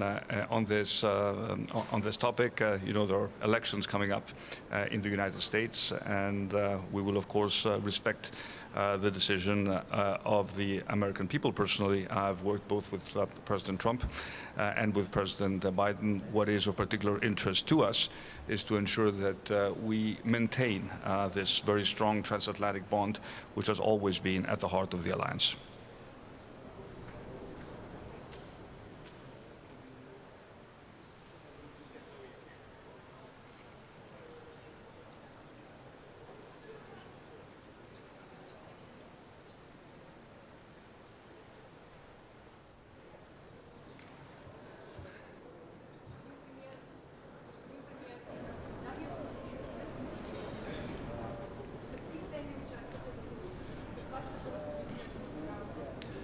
Аз сигурно няма да ви изненадам, като ще кажа, че позицията ще бъде тази, която е утвърдена от Министерски съвет, разработена от Министерство на външните работи и от Министерство на отбраната. Това са общо взето темите. От най-глобалната тема всъщност е как НАТО да стане по-силен, залагайки на колективното, но освен на колективното, за да се стигне до колективната сила, трябва да бъде и всяка една страна членка да бъде и нейната отбрана усилена, така че това е най-глобалното. Естествено, темата Украйна, как трябва да се покаже подкрепа за Украйна, каквато ние всъщност показваме от началото на войната, и няма нищо неестествено от това, тъй като за всеки е ясно, че едната страна Русия е агресор, а другата страна Украйна е жертва. Съгласно международното право, всяка държава има право на независимост, неутралитет и териториална цялост, така че и нашата помощ, говоря вече за Алианса, помощта на Алианса като цяло е базирана на международното право и всички документи на Организацията на Обединените нации, като устав, харта и така нататък. И съответно българската позиция е същата, каквато и на Алианса като цяло, още повече, че тя е утвърдена и с 7 решения на Народното събрание. Така че това е позицията, която ние специално ще застъпим и ще утвърждаваме.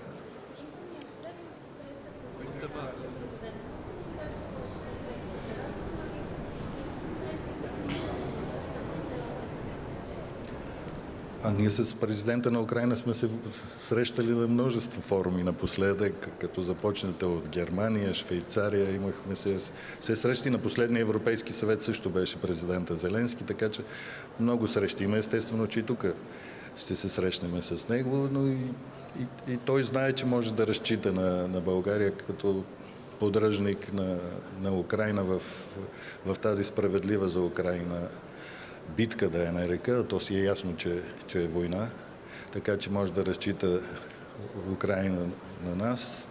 Такива са и решенията, които са взети пак ще повторя, от парламента на България и съответно ние ги прилагаме и провеждаме външна политика, която е в съответствие с тези решения. Вчера с президента Байден успяхме да разменим няколко думи и те са обаче достатъчни. Ние потвърдихме, че сме надежден и лоялен партньор, не партньор, съюзник в НАТО. А пък от своя страна президента Байден каза, че имаме много ключова роля на източния фланг на Алианса. Впрочем, той ни спомена поименно, ако забелязахте, и в речта си. Така че това е признание. Общо взето това ни бяха разговорите с него. Няма как много дълго говори да се води. Разбирате, защото той на всички трябва да обърне някакво внимание, но мисля, че това, което споделихме помежду си е достатъчно съществено като тема и признание за нас като член в Северноатлантическия блок.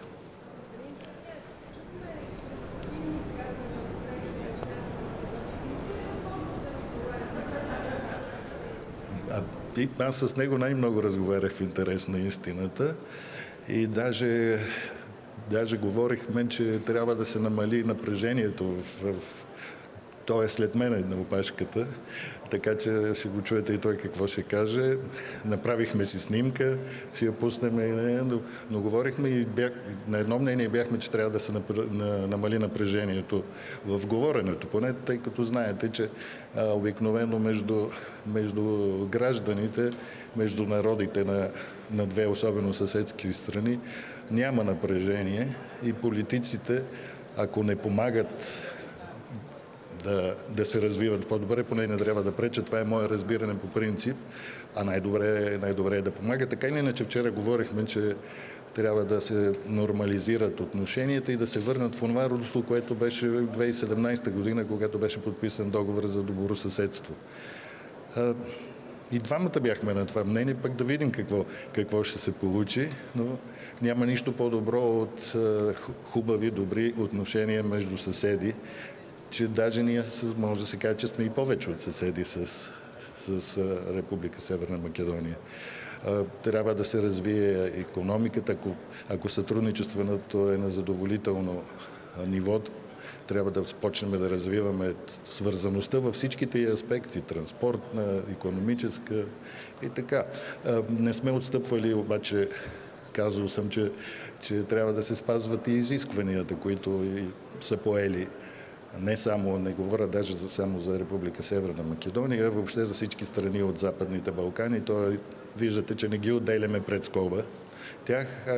Нашата позиция е европейската такава, която е общо европейска позиция, че всички държави кандидати за членове на Европейския съюз трябва да спазват изискванията, които са към всички. Благодаря.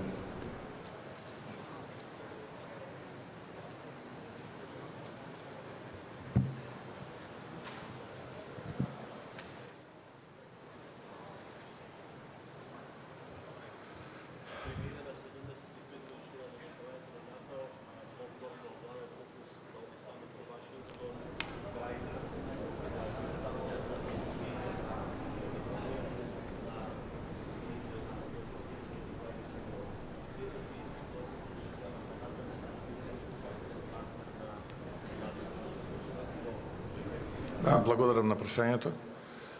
За нас представува посебна чест и задоволство да се биде во друштво на овие луѓе. Заедно со нив да го одбележиме овој јубилеј, 75 години од постоењето на НАТО алијансата, најголемата одбранбена алијанса во светската историја. Како држава подготвени сме да го додадеме својот придонес на сето она што представува вредност. Тука сме заедно со нашите сојузници да ја потврдиме нашата посветеност, како и до сега, така и во иднина, дека ќе го промовираме мирот, стабилноста и владењето на меѓународното право. Како малоброен народ, сакаме да потврдиме дека она кое што за нас е важно е да во деновите кои што овде ќе разговараме за важните прашања, ги донесеме најзначајните одлуки кои што ќе моделираат иднината на човештвото во следните декади. И ние ќе го дадеме својот придонес. Македонија како држава има намера да продолжи на тој начин да функционира и да ги промовира вредностите.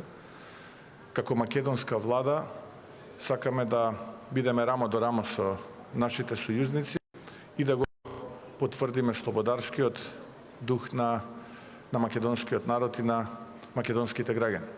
Она кое што исто така сакам да го потврдам е дека остануваме посветени на исполнување на обврските, односно минимум 2% од бруто домашниот производ да бидат инвестирани во модернизација на нашата армија, нешто кое што е многу важно, затоа што само на тој начин ќе ги следиме современите чекори и ќе следиме најголемата светска одбрамбена алијанса која што некогаш постоела.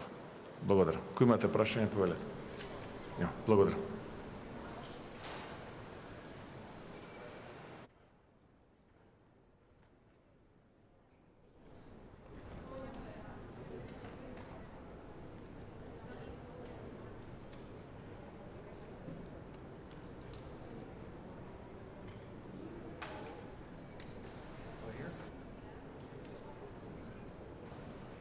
Good morning.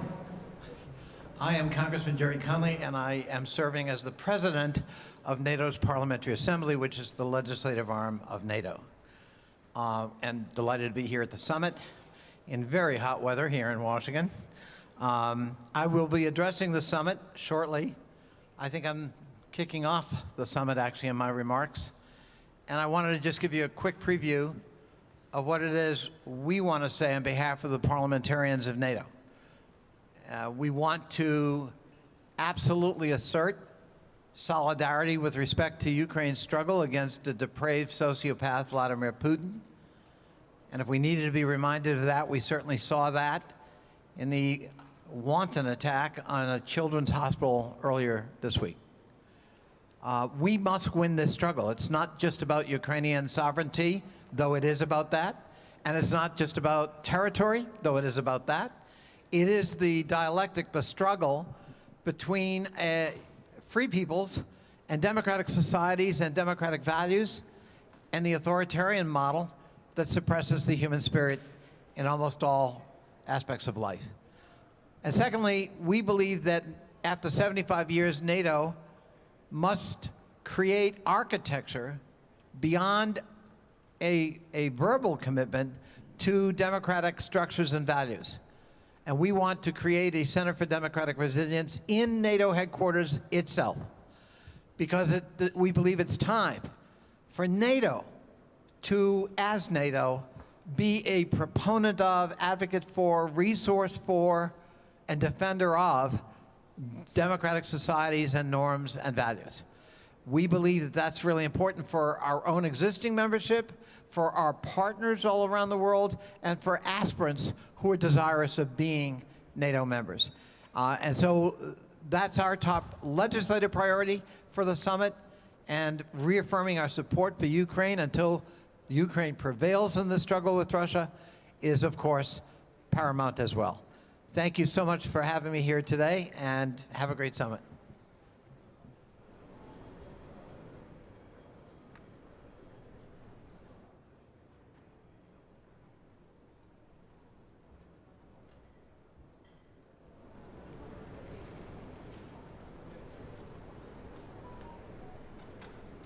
Very good morning. It's great to be here in Washington to celebrate 75th anniversary of the alliance.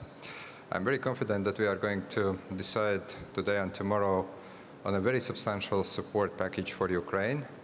I do believe that allies need to step up all the efforts. I also believe that we need to discuss, frankly, also the need to allow Ukrainians to use all the weapons without any restrictions. Another topic that is very important for all allies is defense spending and burden sharing. Latvia is at this point spending 3% of GDP.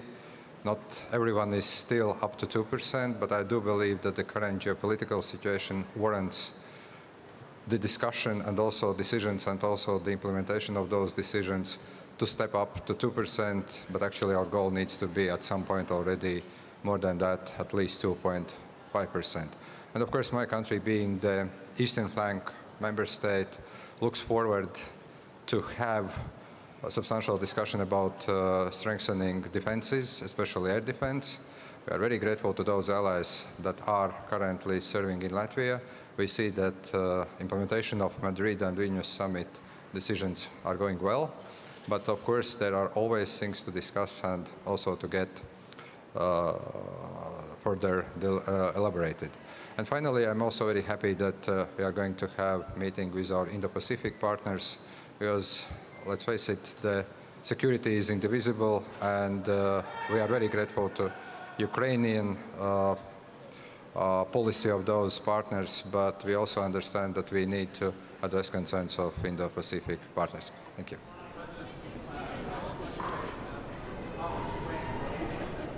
Sorry?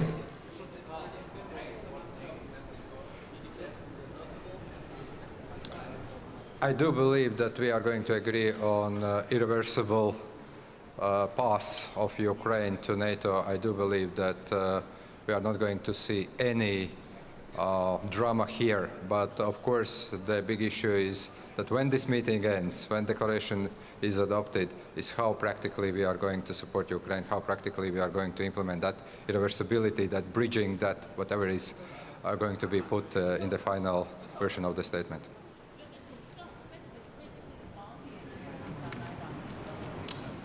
Ka viss tas, ko mēs šobrīd vēlamies redzēt saistībā ar pretgaisa aizsardzību, gaisa aizsardzības stiprināšanu, saistībā ar papildus nepieciešamajiem lēmumiem, lai stiprinātu mūsu drošību, ka tas arī būs. Man ir diezgan liela pārliecība, ka šeit mūs gaida labi lēmumi. Par ilgtermiņa apdraudējumu NATO oficiālajos dokumentos, vai tas kaut ko maina tajā līdzinējā politikā un pieejā? Es domāju, ka kopš 2014. gada un sevišķi 2022. gada kontekstā, tad, kad Krievija sāka pilna mēroga agresiju pret Ukrainu, nevienam jau nav īpašu ilūziju vai neviens īpaši nelolo liels cerības uz to, ka Krievija pēkšņi kaut kādā brīdī var pārtraukt to politiku, to agresiju, ko tā ir darījusi. Tādēļ visa šī diskusija varbūt, kas ir ļoti būtiska ar diplomātiskām niansēm, protams, ir svarīga, bet runājot ar sabiedroto līderiem, līdz šim es redzu pilnīgu pārliecību, pilnīgu izpratni par to, kas ir Krievija. Tas, ka varbūt kādam gribās kaut kādas nianses īpaši slikt, tas ir šāda veida samitu, šāda veida diskusiju neatņemama sastāvdaļa. Thank you.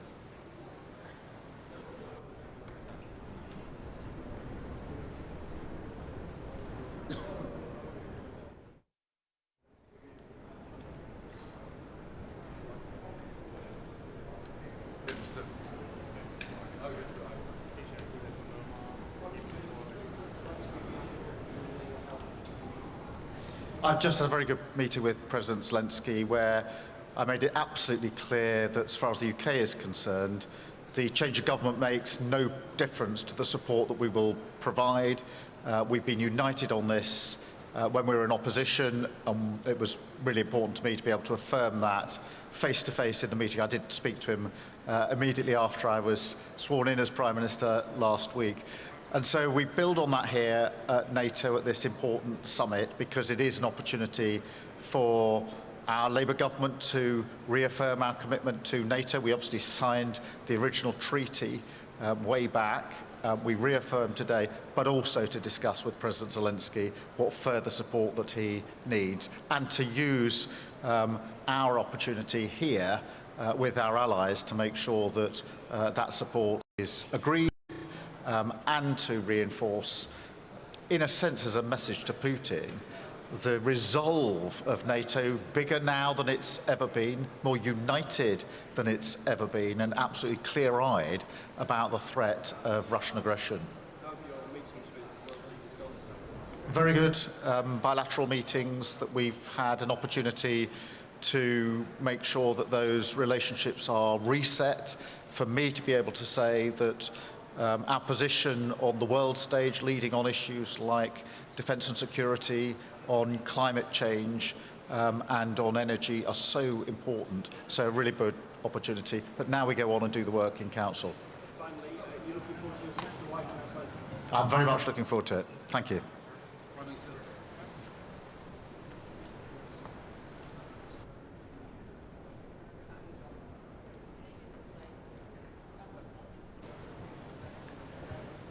So, thank you very much. If you allowed me, I will speak to our Slovak media, please.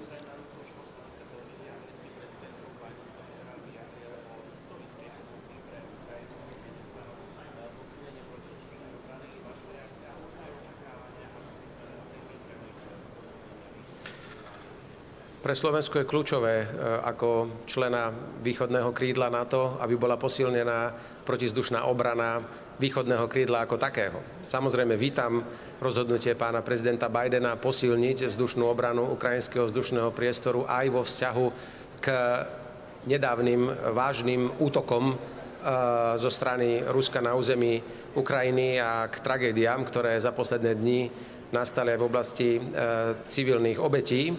Na druhej strane budem dnes ale na samite a aj na Public Fore hovoriť o tom, aké sú kapacity obranného priemyslu Spojených štátov a Európy ako takej, aby sme vôbec naše plány o celkovej ochrane nášho východného krídla protizdušnou obranou boli schopní realizovať. Pretože ďalších niekoľko kusov protizdušnej obrany na Ukrajinu znamená, že nebude ich dostatok pre členské krajiny NATO a Slovensko pravdepodobne naďalej zostane bez efektívnej ochrany vzdušného priestoru a priemysel a kapacity európskeho obranného priemyslu nedávajú nádej, že sa z krátkodobého hľadiska dá to potrebné množstvo techniky nejakým spôsobom aj vyrobiť a dodať. Takže na jednej strane vítam rozhodnutie pána prezidenta, je to momentálne veľmi dôležité pre obyvateľov Ukrajiny. Na druhej strane ale to spôsobí podľa mňa ďalší nedostatok a oneskorenie dodávok smerom aj na východné krídlo NATO. Opakujem, Slovensko je bez ochrany vzdušného priestoru a je to pre nás kľúčová otázka, o ktorej dnes budem na samite hovoriť. Ak budeme hovoriť o záveroch, tak chcem potvrdiť, že Slovensko sa zúčastní na celkovom finančnom balíku, ktorý pod gesciou NATO bude pripravený pre Ukrajinu. Slovensko si započíta tieto výdavky do svojich 2% výdavkov na obranu. Započítajú sa do toho výdavky Slovenskej republiky alebo Ministerstva obrany.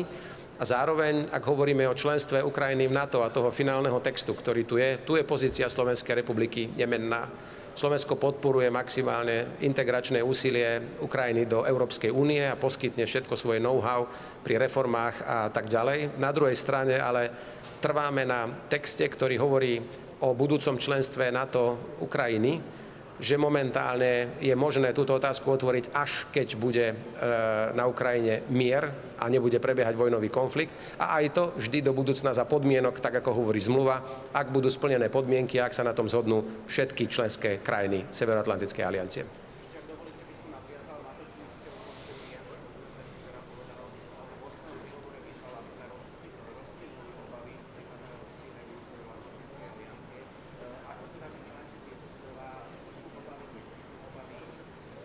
Musím povedať skôr opačné. Keby skolabovala Ukrajina, je to veľmi nepríjemná situácia aj pre nás a celé východné krídlo NATO. Na druhej strane ale hovoriť dnes o členstve Ukrajiny v NATO je predčasné a za týchto vojenských podmienok ani nemožné. Hovorí to zmluva a preto ten postoj Slovenskej republiky treba vnímať, že je veľmi pragmatický, veľmi realistický a odráža skutočnú realitu. Slovensko nerobí politiku veľkých prehlásení a hollywoodských gest, ale hovorí o tom, čo sa reálne dá alebo nedá urobiť. A v tomto prípade členstvo NATO pre Ukrajinu je možno nejaký vzdialený cieľ alebo aj nejaká žiadosť samotnej Ukrajiny, ale tá skutočná realizácia je ešte veľmi, veľmi ďaleko od nás a bude závisieť od rozhodnutia všetkých členských krajín NATO. Nie je to len na rozhodnutí samotnej Ukrajiny.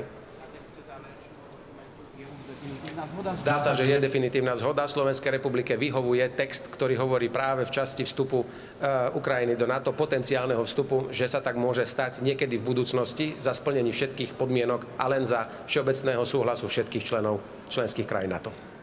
Okay, thank you very much.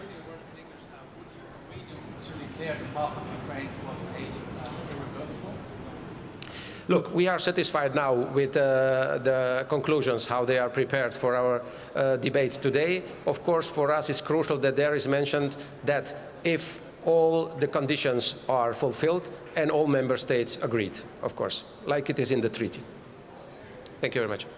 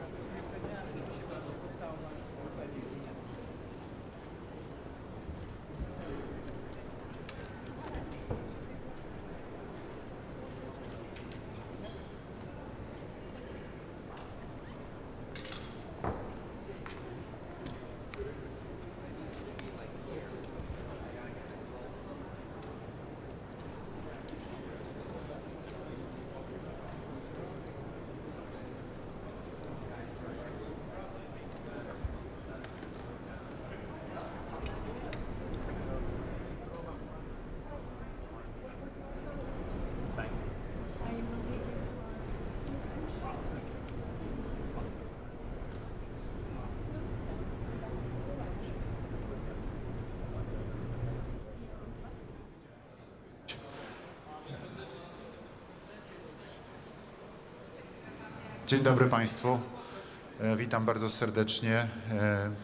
Jak Państwo widzicie, rozpoczynamy drugi dzień jubileuszowego szczytu Sojuszu Północnoatlantyckiego w Waszyngtonie. Wczoraj mieliśmy uroczystą inaugurację, a zarazem uroczyste obchody tego 75-lecia z naszego polskiego punktu widzenia także, a może przede wszystkim 25-lecia także i naszej obecności w Sojuszu Północnoatlantyckim. Bardzo ważny moment.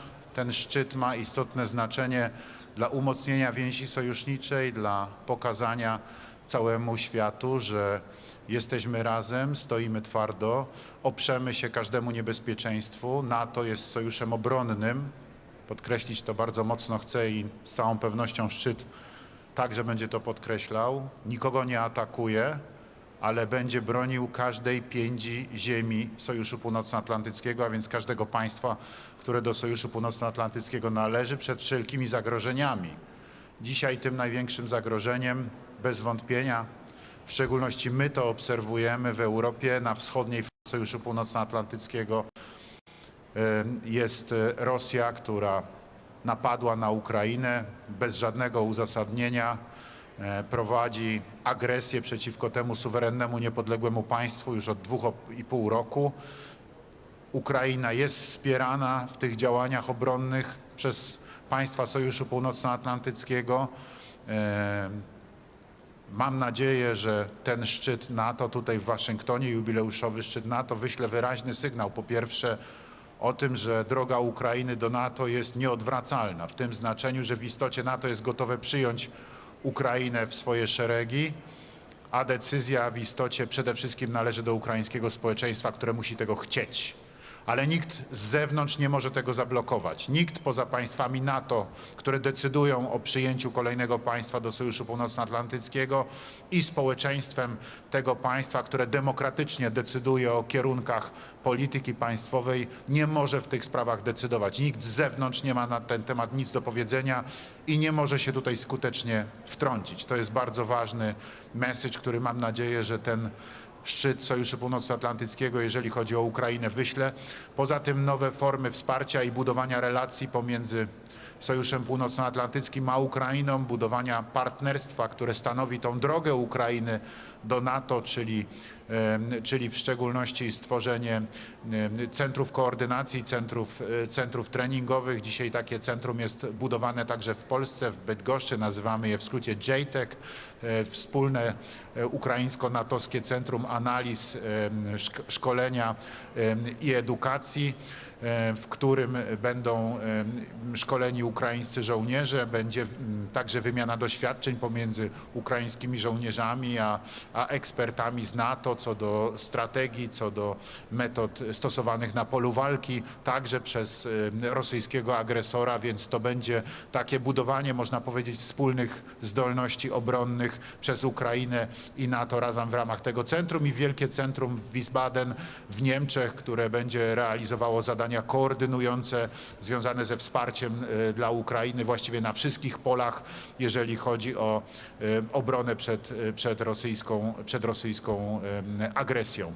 Mam nadzieję, proszę Państwa, że będzie mowa też o tym, co dla przedstawicieli Ukrainy kluczowe, dla prezydenta Wołodymyra Zełenskiego. Ja rozmawiałem z Wołodymyrem Zełenskim 2 dni temu w Warszawie, długo, bo w drodze na szczyt NATO odwiedził nas, jak Państwo wiecie, a mianowicie formalne zaproszenie Ukrainy do NATO. Ten szczyt tego zaproszenia najprawdopodobniej nie wyślę, ale mam nadzieję i będę o tym mówił też w swoich wystąpieniach, że stanie się ono faktem już na kolejnym szczycie Sojuszu Północnoatlantyckiego, który będzie w Hadze. Tu w każdym razie, proszę Państwa, umocnienie jedności, budowanie zdolności obronnych Sojuszu Północnoatlantyckiego w zakresie obrony przeciwlotniczej, obrony przeciwrakietowej, umacniania wschodniej flanki, realizacji planów regionalnych, wypełnienia ich w 100% i budowania nowych zdolności także w zakresie współpracy z Ukrainą.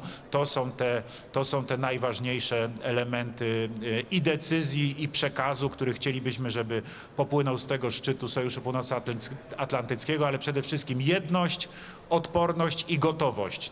To jest najważniejsze, żeby szczyt NATO umacniał bezpieczeństwo państw NATO. To ma znaczenie kluczowe także dla nas, Polaków, którzy, powtarzam jeszcze raz, nie tylko świętujemy 75-lecie Sojuszu Północnoatlantyckiego, ale także 25-lecie w tym roku naszej przynależności do tej wielkiej wspólnoty bezpieczeństwa i obrony przed wszelką agresją. Przemówienie Joe Bidena i jego słowa, że Ukraina może powstrzymać i powstrzyma Putina. Czy po tym szczycie Ukraina ma szansę na kolejną pomoc, która może rzeczywiście urealnić te słowa?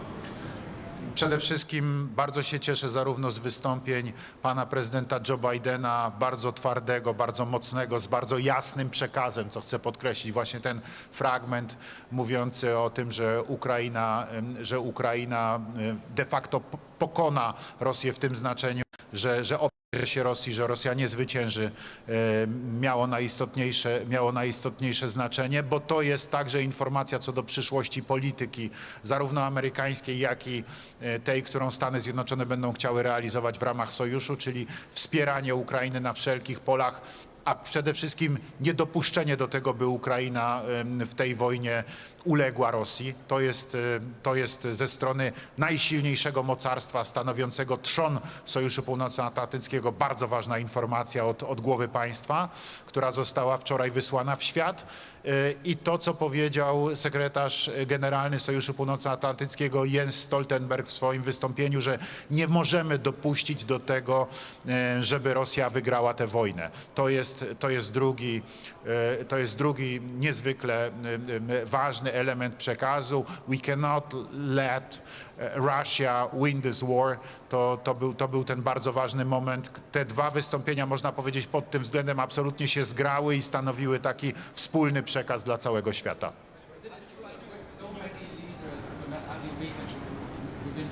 so many leaders domestically weakened within the alliance, how does this summit want to send a strong signal to Moscow?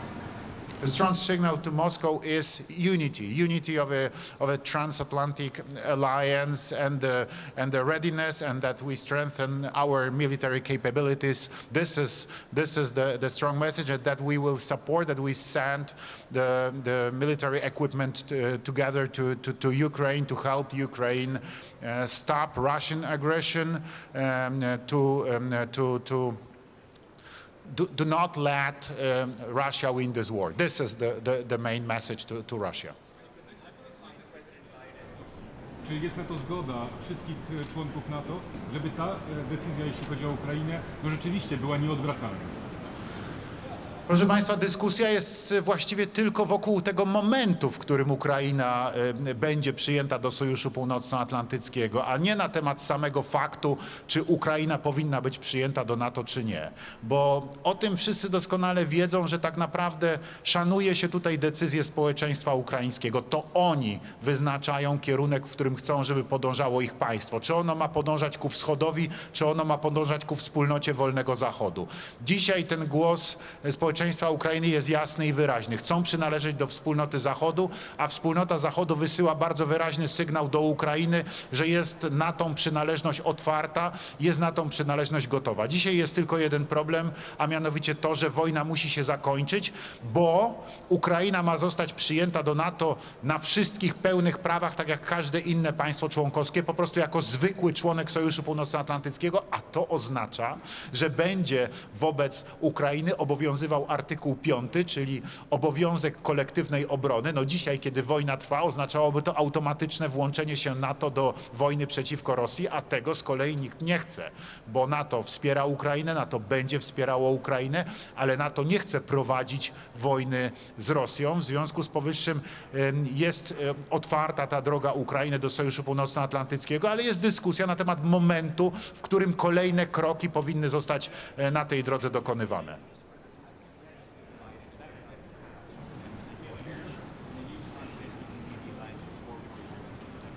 Yesterday I talked with President Biden, and there is no doubt that everything is okay. What do you make of the political conversation taking place here in Washington, though, around whether he continues as the nominee and the election? Obviously, President Zelensky mentioned yesterday that Russia, that the entire world will be watching. You know, this is the decision of the President Biden and his family, and we don't interfere in the American elections, because this is the duty and this is the privilege of Americans to decide who is the president, who will be the next president of the United States of America.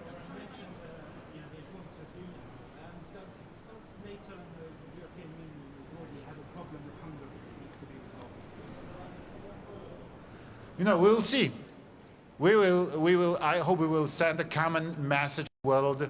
What's the decisions of the NATO summit this time, and that unity is a unity as always. Thank you.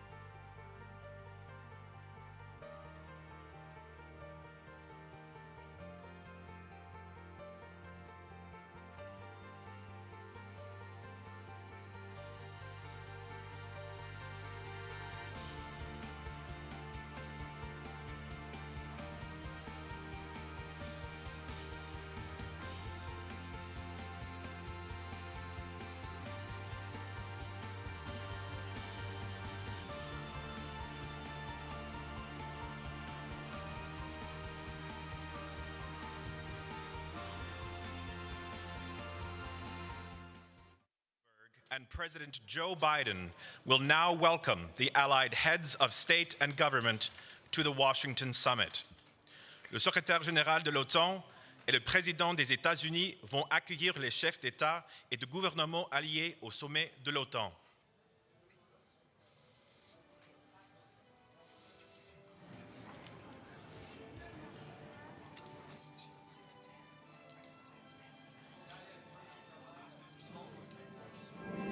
His Excellency, Mr. Christian Mikoski, President of the Government of the Republic of North Macedonia.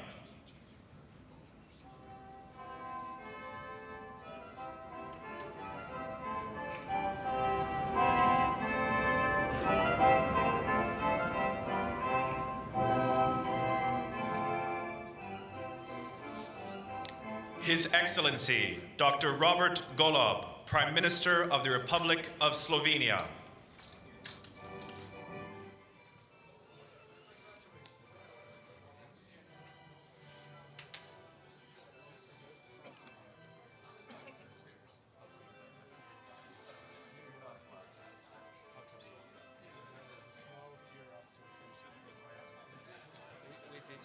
His Excellency, Mr. Dimitar Glavchev, Prime Minister of the Republic of Bulgaria.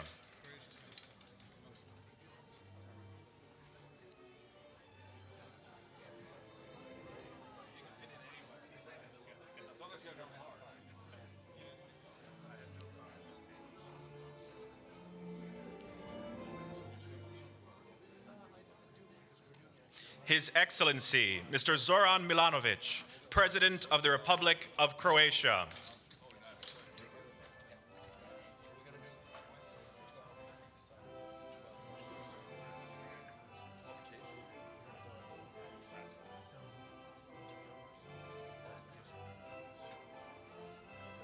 His Excellency, Mr. Klaus Werner Johannes, President of Romania.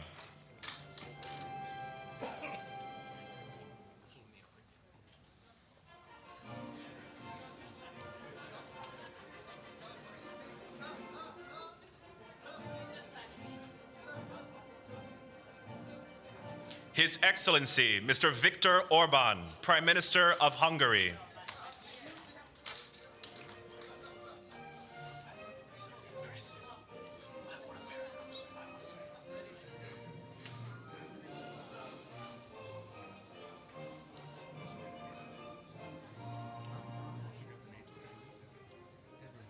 His Excellency, Mr. Alexander Stubb, President of the Republic of Finland.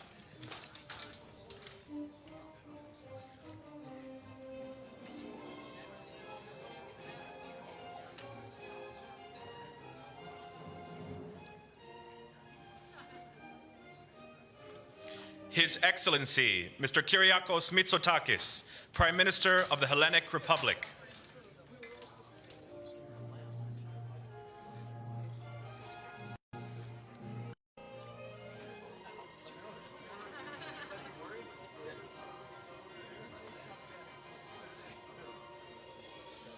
His Excellency, Mr. Jonas Gahr Støre, Prime Minister of the Kingdom of Norway.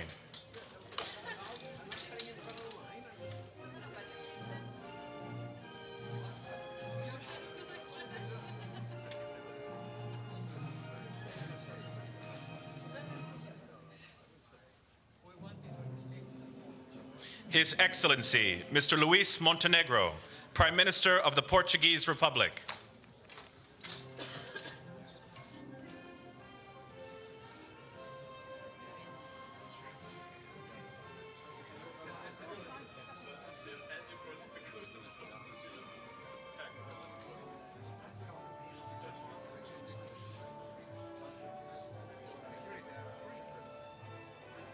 His Excellency, Mr. Recep Tayyip Erdogan, President of the Republic of Turkey.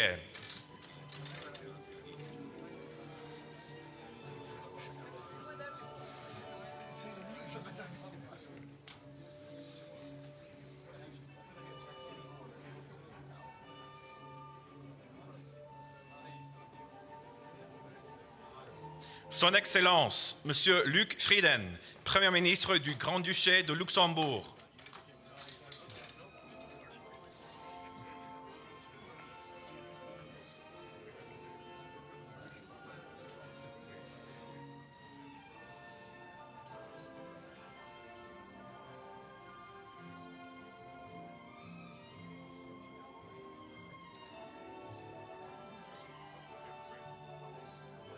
Her Excellency, Ms. Mette Frederiksen, Prime Minister of the Kingdom of Denmark.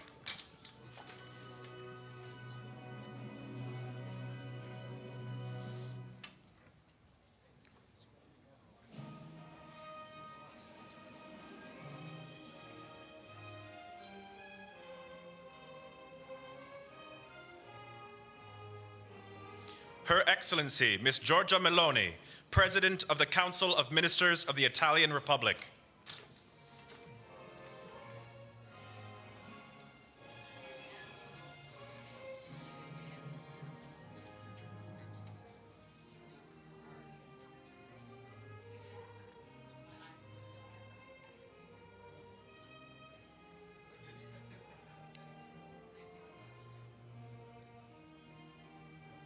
His Excellency, Mr. Petr Pavel, President of the Czech Republic.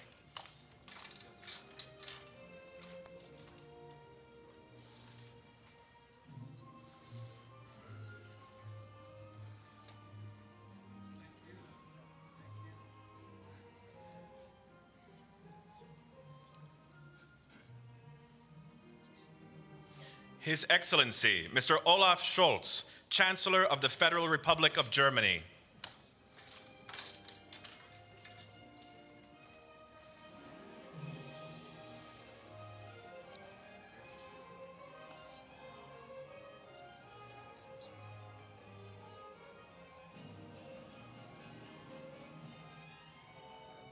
His Excellency, Mr. Gitanas Nausėda, President of the Republic of Lithuania.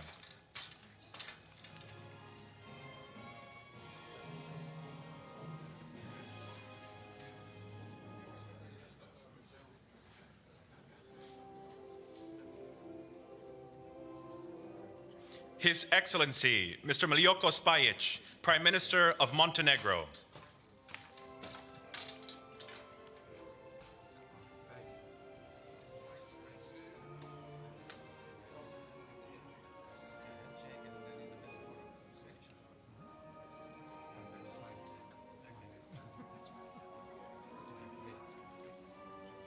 His Excellency, Mr. Edgars Rinkēvičs, President of the Republic of Latvia.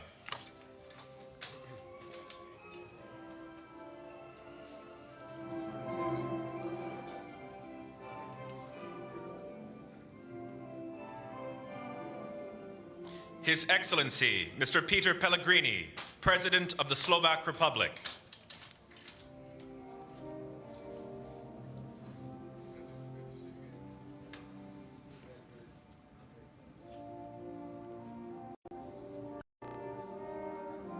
His Excellency, Mr. Andrzej Duda, President of the Republic of Poland.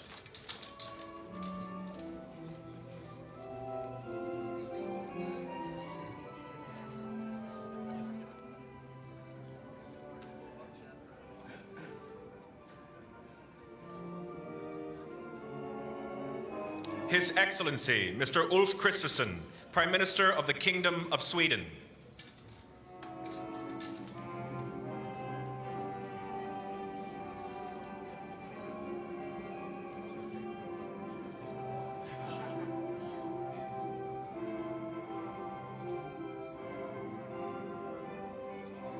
His Excellency, Mr. Edi Rama, Prime Minister of the Republic of Albania.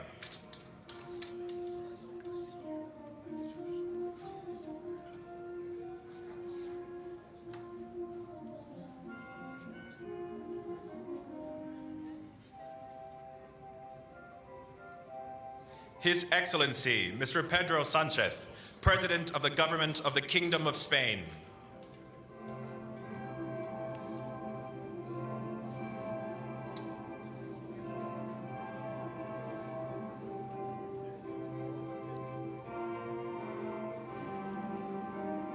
His Excellency, Mr. Bjarni Benediktsson, Prime Minister of the Republic of Iceland.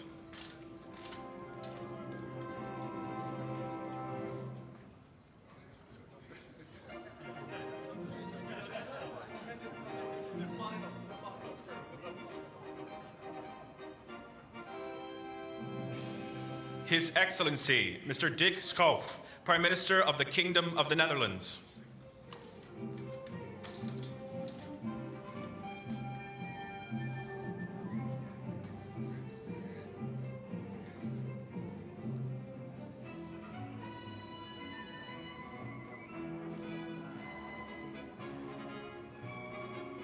The Right Honourable Justin Trudeau, Prime Minister of Canada.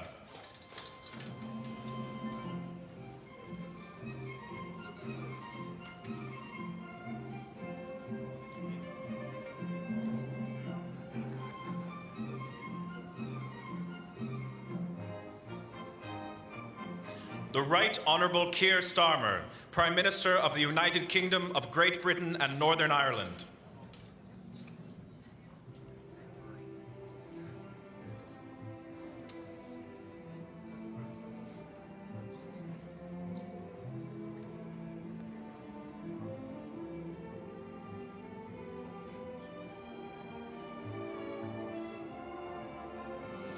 Son Excellence, Monsieur Alexandre De Croo, Premier ministre du Royaume de Belgique.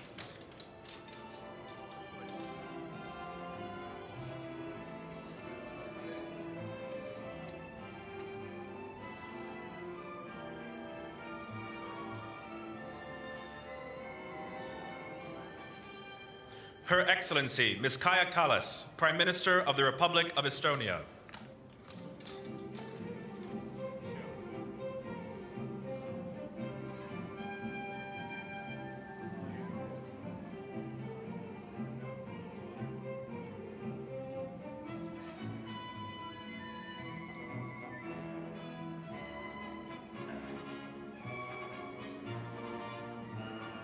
Son Excellence, Monsieur Emmanuel Macron, Président de la République française.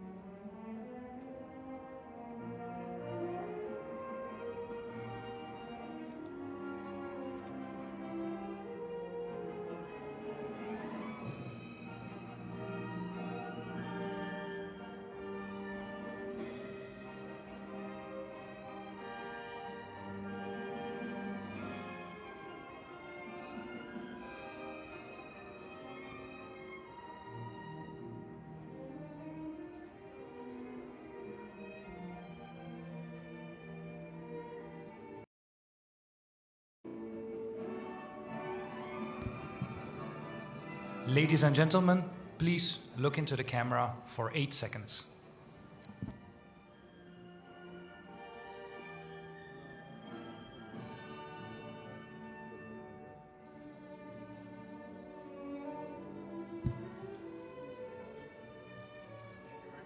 Thank you.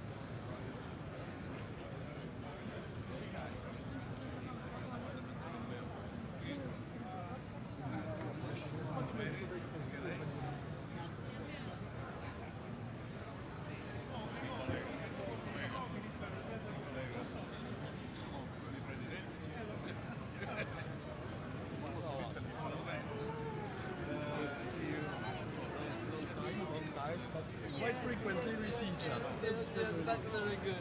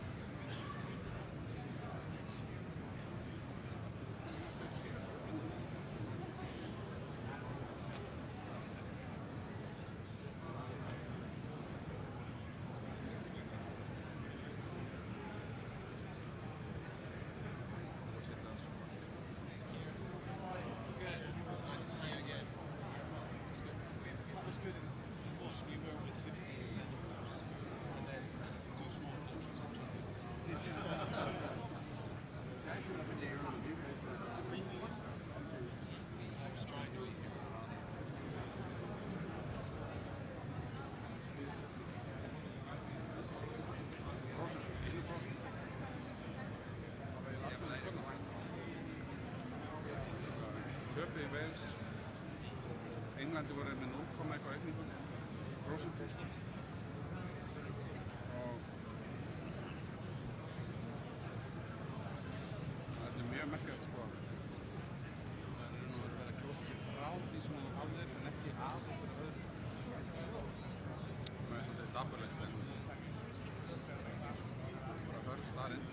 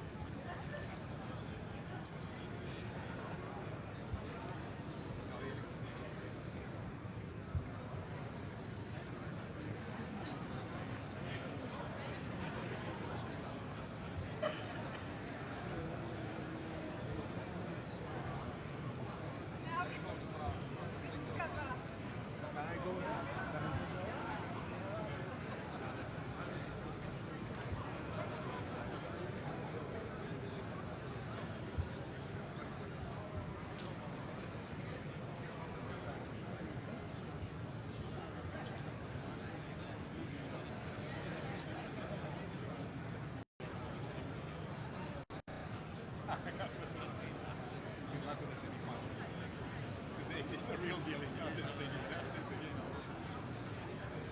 Good.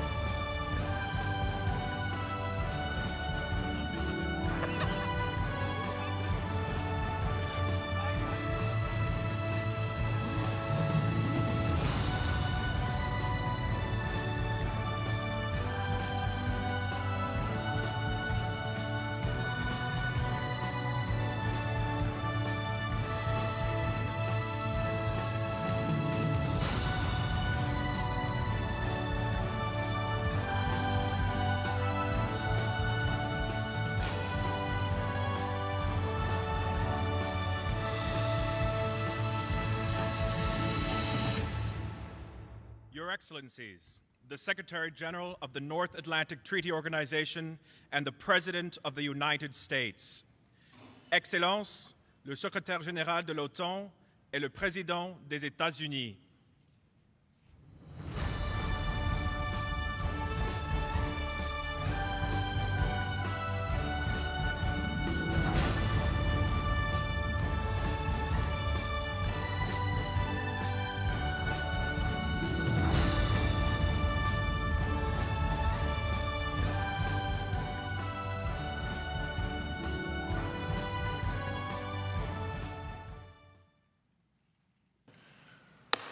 So, good afternoon. Welcome to all of you. It's great to see you all here at this summit. Welcome to the NATO summit in Washington.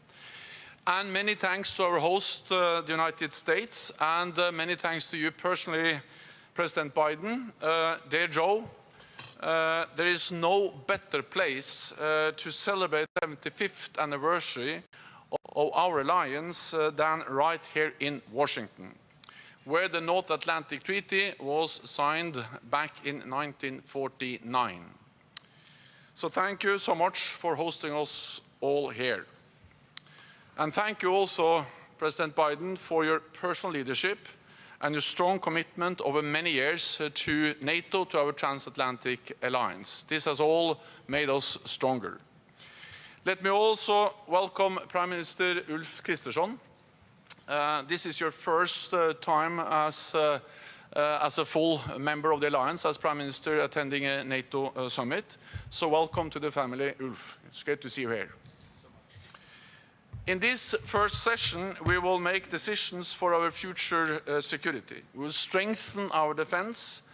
23 allies now meet the target of spending 2% of GDP on defense, up from just 3 allies in 2014 when we made the pledge to invest more in defense.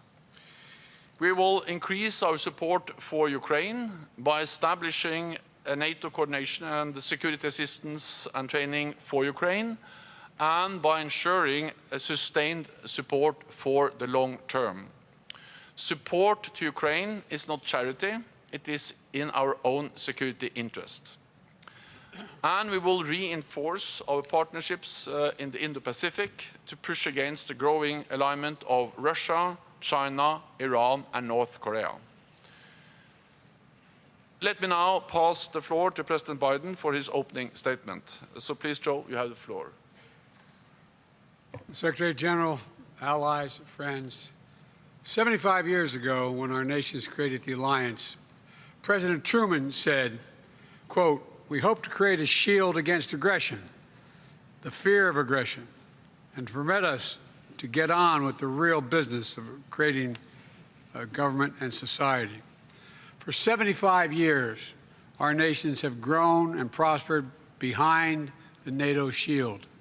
Today, we're stronger than we've ever been. Since I took office, we've doubled the number of battle groups in NATO's eastern flank, and the United States has.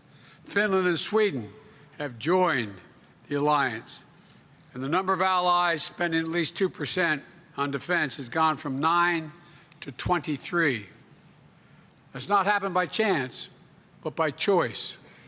At our summit 2 years ago, we launched a plan to modernize our deterrence and our defense. And today, we have to ask ourselves, what is next? How can we keep making the shield stronger? One answer must be to strengthen our industrial base. Right now, Russia is on a wartime footing with regard to defense production. They're significantly ramping up their production of weapons, munitions, and vehicles. And they're doing it with the help of China, North Korea, and Iran. We cannot, in my view, we cannot allow the alliance to fall behind. The fact is that so many of let me put it this way.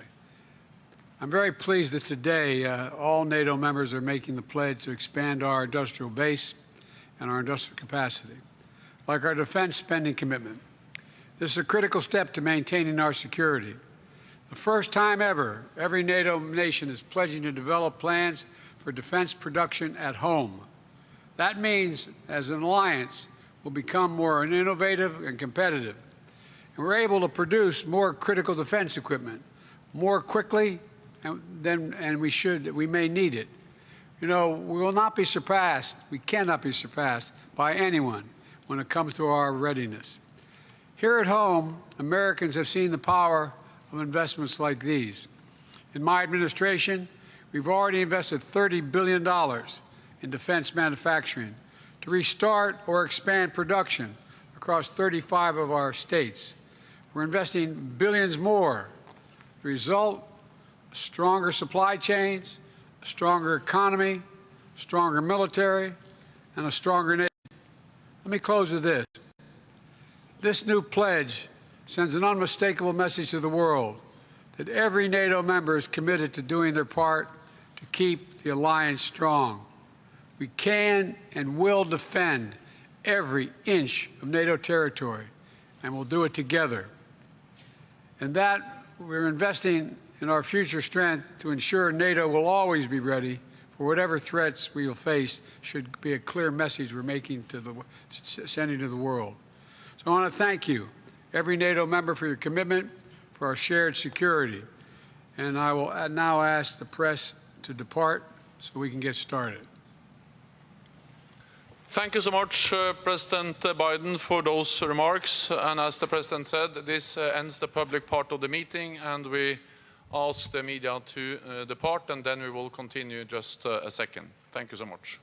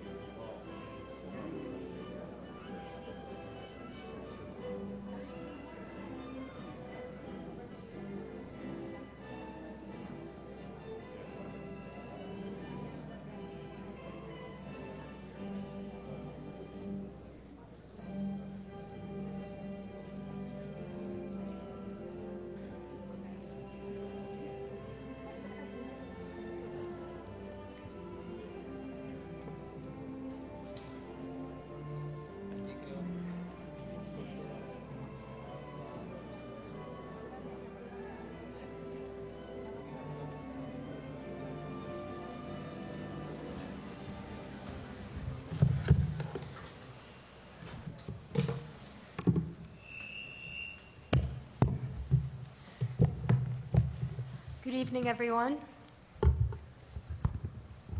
We'll hear from the Secretary General. Good afternoon. It's good to see you all. We have just concluded a meeting of the North Atlantic Council at the level of heads of state and government. We took important decisions to make NATO stronger and allies safer, and to ensure that we share the burden of maintaining our security. First, on deterrence and defense. We have deployed combat-ready forces on NATO's eastern flank, put in place the most comprehensive defense plan since the Cold War, and we now have over 500,000 forces at high readiness in the alliance. Today, we decided to adapt NATO's command structure, improve our integrated air and missile defense systems, and to go further to match our defense plans with the necessary capabilities. All of this has been made possible by historic increases in defense investment across the alliance. When we made the pledge to invest 2% of GDP in defense back in 2014 at the NATO summit, only 3 allies met the mark. Today, 23 allies are investing at least 2% of GDP in defense, a record high number. This also brings the total defense spending of European allies and Canada above the 2% target. So we have delivered. At the same time, we recognize that more is needed, including to ensure we can produce key capabilities. So today, allies agreed a pledge that will strengthen transatlantic defense industrial cooperation to boost production. Allies also agreed to strengthen our air and missile defenses, including with the new Aegis Ashore ballistic missile defense base in Poland.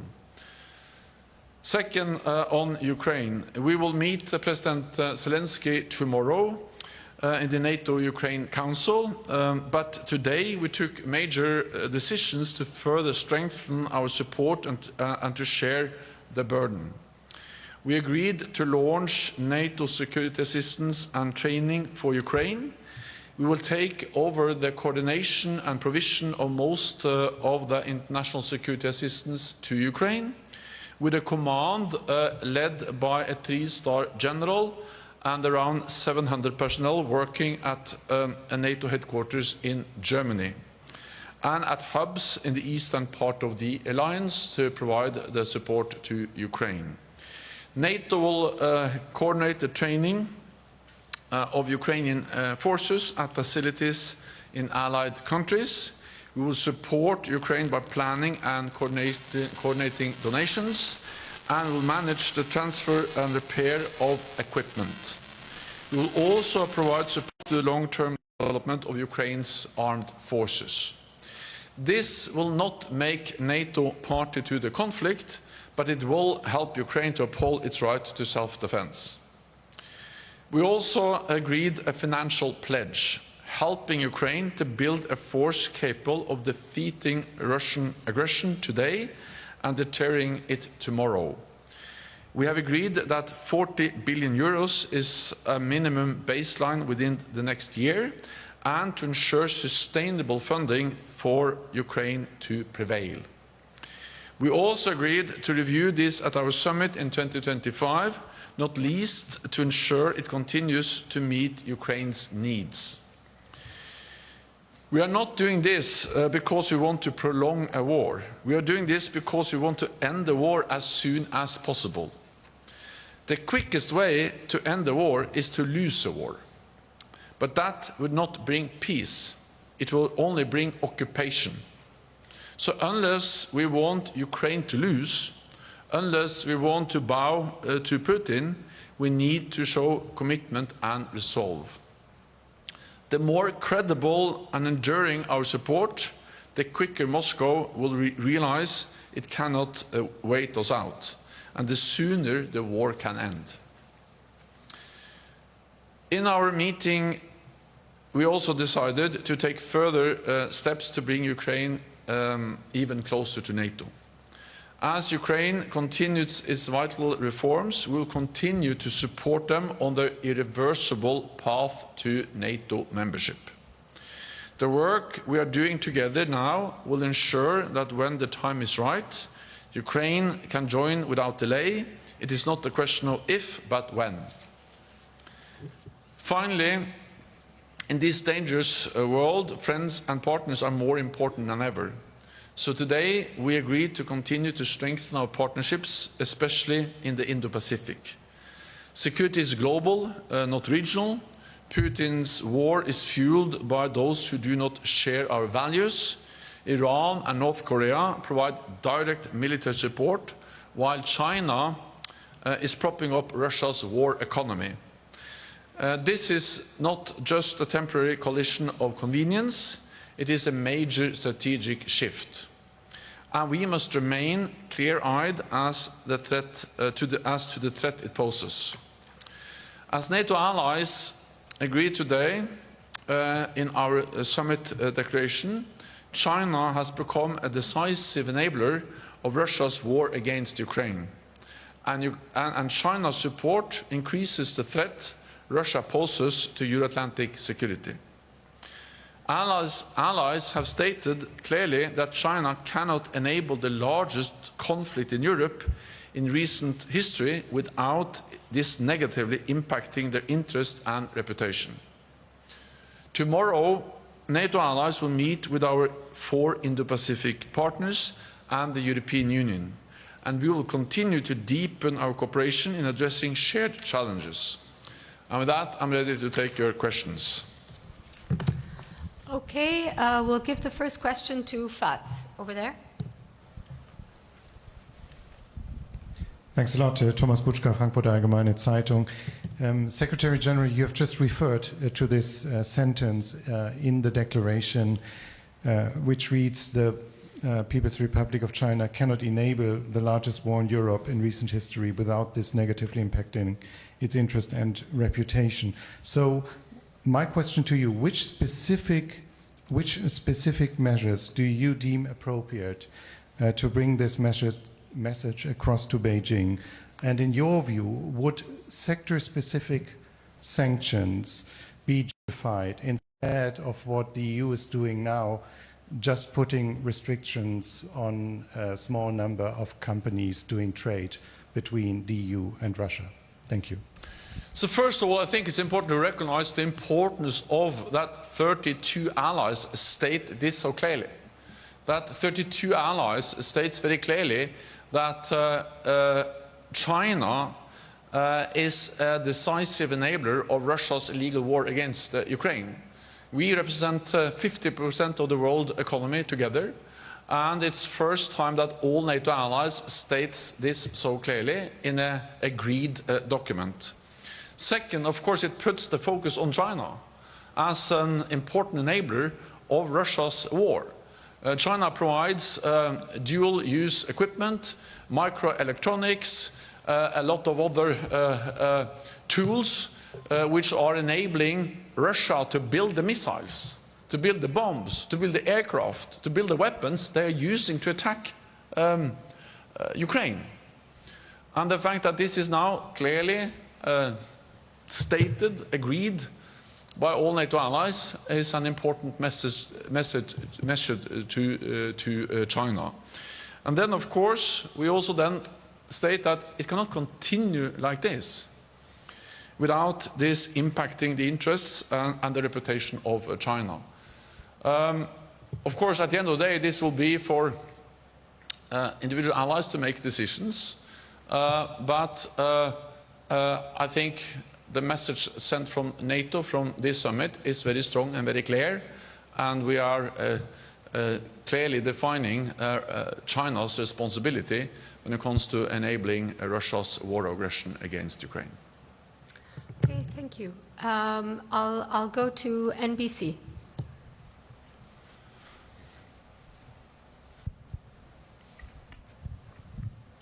Thank you so much, Mr. Secretary General. In your communique, you talk about strengthening support for Ukraine, and it's demonstrably done here at this anniversary celebration. But President Zelensky has argued in his speech last night again that they need the ability to conduct deep strikes across the border into Russia. 150 to 500 kilometers. They say that there is no other way other than attacking those jet bases, that they know where the bases are, that they can take them out, and that the evidence, certainly the evidence, most people would agree, of Vladimir Putin not needing any more indication of escalating is his own attack on Kyiv, the attack on the Children's Hospital this week, which Zelensky said was a signal to NATO members as on the eve of NATO arriving here. And I also wanted to ask you about, in light of the importance of Ukraine to NATO, what concerns do you and other members have? The members have about the possibility of electing someone to lead the United States who said as recently as last night that before he was president he didn't know what NATO was, and still is criticizing the Europeans for not doing enough when Europe is doing 2% and some are doing more. Thank you. Thank you so much. Yeah. Well, I can answer the last question first. I expect the United States to remain a staunch and, of course, important NATO ally, just by the fact that the United States is by far the biggest ally. And I expect that for at least 3 reasons. One is that it is in the security interest of the United States to have a strong NATO. The United States becomes stronger and safer with NATO than without. The United States has in NATO something no other major power has, and that is more than 30 friends and allies. Russia doesn't have that. China doesn't have that. The United States has that. And the United States is, of course, big. 25% of the world's economy. But if you add together all NATO allies, then we are 50% of the world economy. Twice as big, 50% of the world's military might. So especially in times where the United States is concerned about China, their military capabilities, their economic might, it is even more important to keep NATO with all its friends and allies. So that's the first reason. I strongly believe that countries acting according to their interests, and it is the US security interest to keep NATO. A strong NATO is good for Europe, but it's also very good for the United States. The only time we invoked Article 5 was after an attack on the United States. The second reason why I expect that the United States will remain a loyal ally is that there is broad bipartisan support to NATO. There have just been new opinion polls published, and they reiterate or show once again that there is strong support across the United States for NATO. And I visited the Senate this morning, and I met with a lot of senators, but also yesterday I met with representatives in the House of Representatives, bipartisan.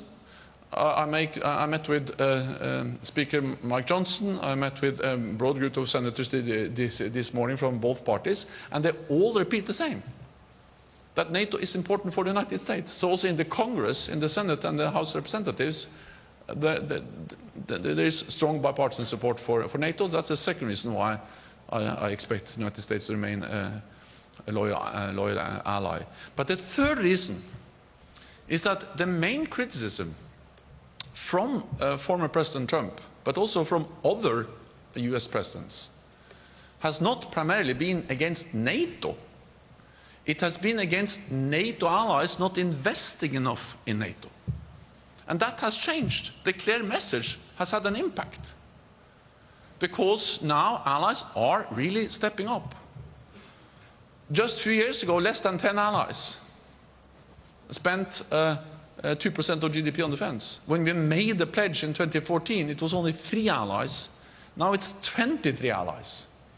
And those allies who are not yet at 2% have plans in place to be there. So this is a totally different world. The message from the United States has been understood, and allies have acted. So for these reasons, it is in the US security interest to have a strong NATO. There is strong bipartisan support for NATO in the United States, and European allies and Canada have actually addressed the main criticism from the United States the lack of burden sharing has been addressed, and allies will continue to address it. So that's the first or the last question. There is one more, and that is about strikes against legitimate military targets on the territory of Russia. We need to remember what this is. This is a war of aggression. Russia has attacked a neighbor, violated their territorial integrity, invaded Ukraine with troops, missile tanks, airstrikes. Ukraine, that's a violation of international law. According to international law, Ukraine has the right for self-defense. We are helping them to uphold the right of self-defense by delivering weapons, ammunition, missiles, some also with long range, including cruise missiles, ATACMS. The right of self-defense includes the right to strike legitimate military targets on the territory of the aggressor, Russia. And allies have imposed different kinds of restrictions. Some have no restrictions at all, but the reality is that allies have provided Ukraine with the weapons and also enabled Ukraine to also strike targets on the territory of Russia. The restrictions varies, but there are allies who have opened up for that. And I think the United States should speak on behalf of the United States, but I think it's well known that there have been some also reduced restrictions. They have lifted some of the restrictions because we have now the new offensive in Kharkiv, where the front line and the borderline between Russia and Ukraine is almost the same. Of course, until now, most of the fighting took place on Ukrainian territory. So then to hit beyond the front line was to actually hit Ukrainian territory. But now, when you have the new front in Kharkiv, the only way to hit actually artillery or airfields, which are conducting almost daily attacks against Ukrainian territory, is to actually hit them at the territory of Russia, and allies have made that possible. Thank you. I'll go to Voice of America. Carla, over there. Thank you, Mr. Secretary General. Carla Babb, Voice of America. First, to follow up on my colleague, you had said that the communique's wording on China is an important message for China to hear, but is it a strong enough message to deter China from continuing to support Russia? And then on the INSATU that you've been announcing, can you tell us who will be the three-star general in charge of the NATO security assistance and training for Ukraine, and when will that mission in Wiesbaden, Germany begin? Thank you.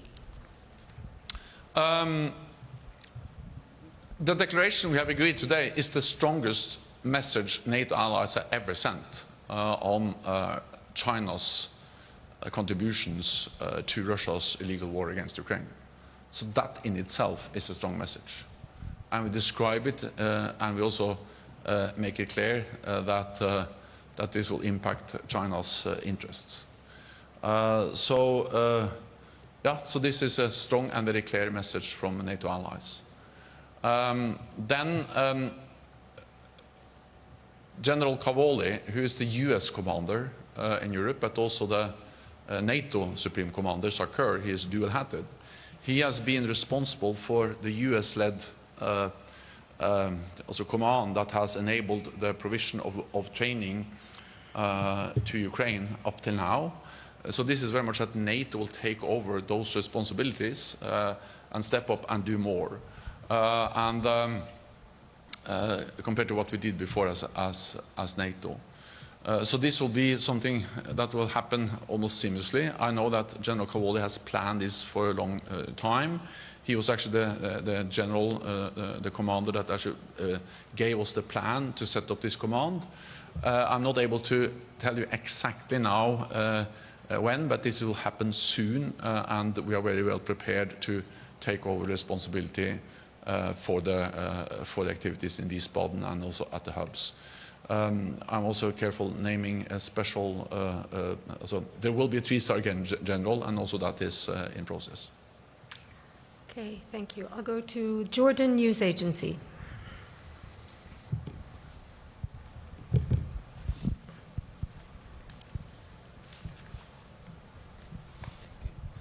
Mohammed Shaboul from Jordan News Agency. Mr. Secretary General, how will the opening a NATO office in Amman strengthen the NATO's partnership with the South and in Jordan in particular? And how will it help to face the growing challenges in the South, both the abilities of the partner in the South? Thank you. First of all, I welcome very much that all allies now have agreed that we will have a NATO liaison office in Amman, and this marks a significant milestone in the strategic partnership between Jordan and NATO.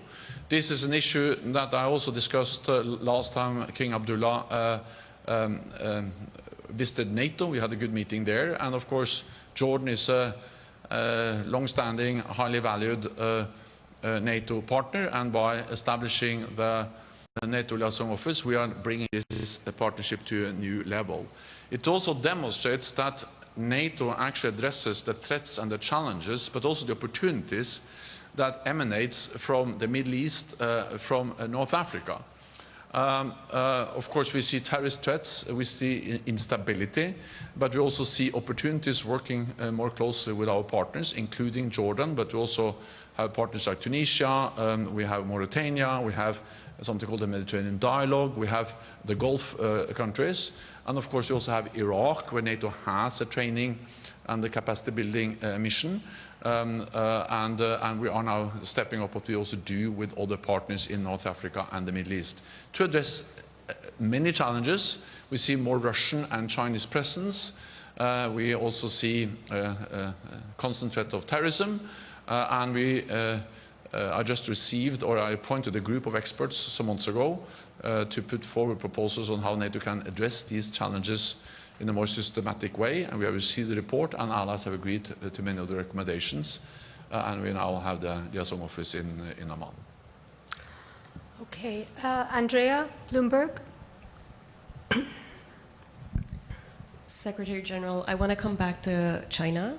So apart from the unprecedentedly strong wording we can expect from the alliance, what repercussions is NATO considering should China decide to take things one step further and to send direct military aid to Russia? Sorry, I didn't understand the last part of the question. Send the military aid? So if China were to send direct military aid? Well, that will make the whole thing much more serious, but the challenge now is that the difference between sending military also weapons and doing what China already does is not that big, because they provide the tools, the equipment, the technology, the microprocessors, the microelectronics that Russia needs to put together these weapons systems. So of course there is a difference, and it will be very serious if they start to deliver lethal weapons, but it is also of course a great concern that they enable China, China enables Russia to construct and build the weapons they're using against Ukraine. And that's and the important thing is that this is the first time 32 allies representing 50% of the world economy states this so clearly. Then NATO is not an organization that in a way imposes economic sanctions. That's for allies and EU and other institutions to do, but we represent now 32 nations which are stating this so clearly, and also the fact that it will impact China's interests if this continues. Okay, we'll go to Reuters. Andrew. Andrew Gray from Reuters. Secretary General, you have said, and the Allies have said in their statement today in the declaration, that the path for Ukraine to NATO is irreversible. Can you explain how and why it's irreversible? Surely if a country goes back on reforms, reneges on commitments, by definition it is going backwards, it is reversing its path. That's not to say that's what Ukraine is doing now, but surely you can't rule it out in the future. So in what sense is it irreversible? In the way that this is a strong message from NATO allies that we really want Ukraine to join, and that we are working with Ukraine to make that happen. Words are important, and words creates expectation creates an agenda, defines an ambition. But of course, as important as words, the language in the declaration is actually what we then have agreed to do. So in many ways, action speaks at least as loudly as words. So I think you need to understand the declaration with a reference to a reverse path to membership together with what we do. The fact that NATO is now taking over the coordination of most of the international aid and training is important also to help Ukraine move towards NATO membership. The fact that we have a long-term commitment moves them closer to NATO membership. Everything we do on interoperability, ensuring that Ukrainian armed forces meet the NATO standards, the NATO doctrines, also help them to move closer to membership. We are agreed to establish a new joint analysis and training center in Poland that will help us to move closer. And of course, the fact that allies are, for instance, delivering F-16s and many other types of weapons, that doesn't only mean that we're delivering F-16s, but that comes with a lot of training where we will then share our doctrines, our thinking, and that will also help them to build a future air force, which will then be absolutely interoperable with NATO. So the full package we have with Ukraine, with the NATO command, the long-term pledge, the delivery of new, more weapons, including more F-16s, the bilateral security agreements, and the package on interoperability, all of that constitutes, as we call it, a bridge to membership. These are concrete actions that will bring Ukraine closer to membership and demonstrate that this will be a reversible path. Okay, we'll take one final question. We'll give it to the BBC. Over there. Thank you, Secretary General. You said in your initial remarks that you are not concerned about U.S. commitment to NATO in the future, even if there was a change in administration. But NATO, of course, is made up of, as you mentioned, 32 countries. I'm wondering how much those domestic U.S. considerations came up in discussions today, given it's quite inescapable looking at just the U.S. media landscape, the fact that one candidate is very enthused about NATO and one is publicly much less enthused. What kind of concern are you getting from member states about this issue, even if you yourself say you're confident?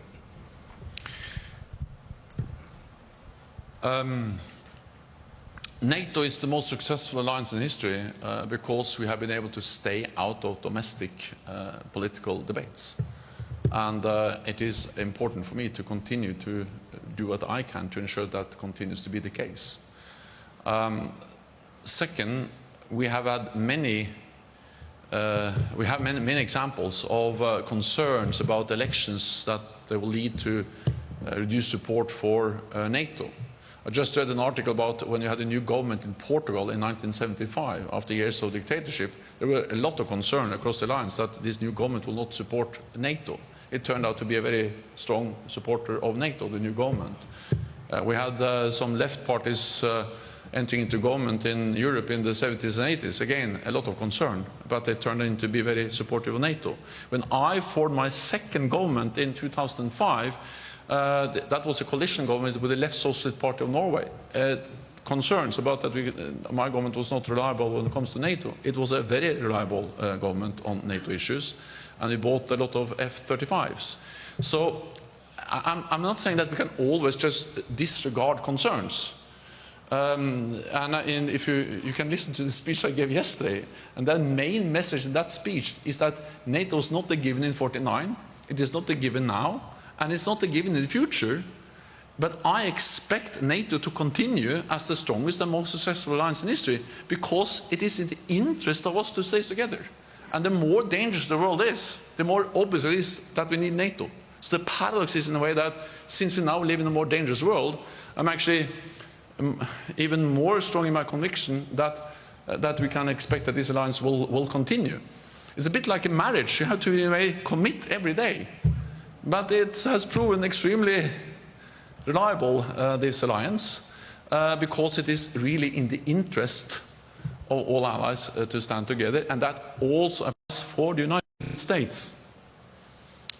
because the United States is stronger and safer with NATO.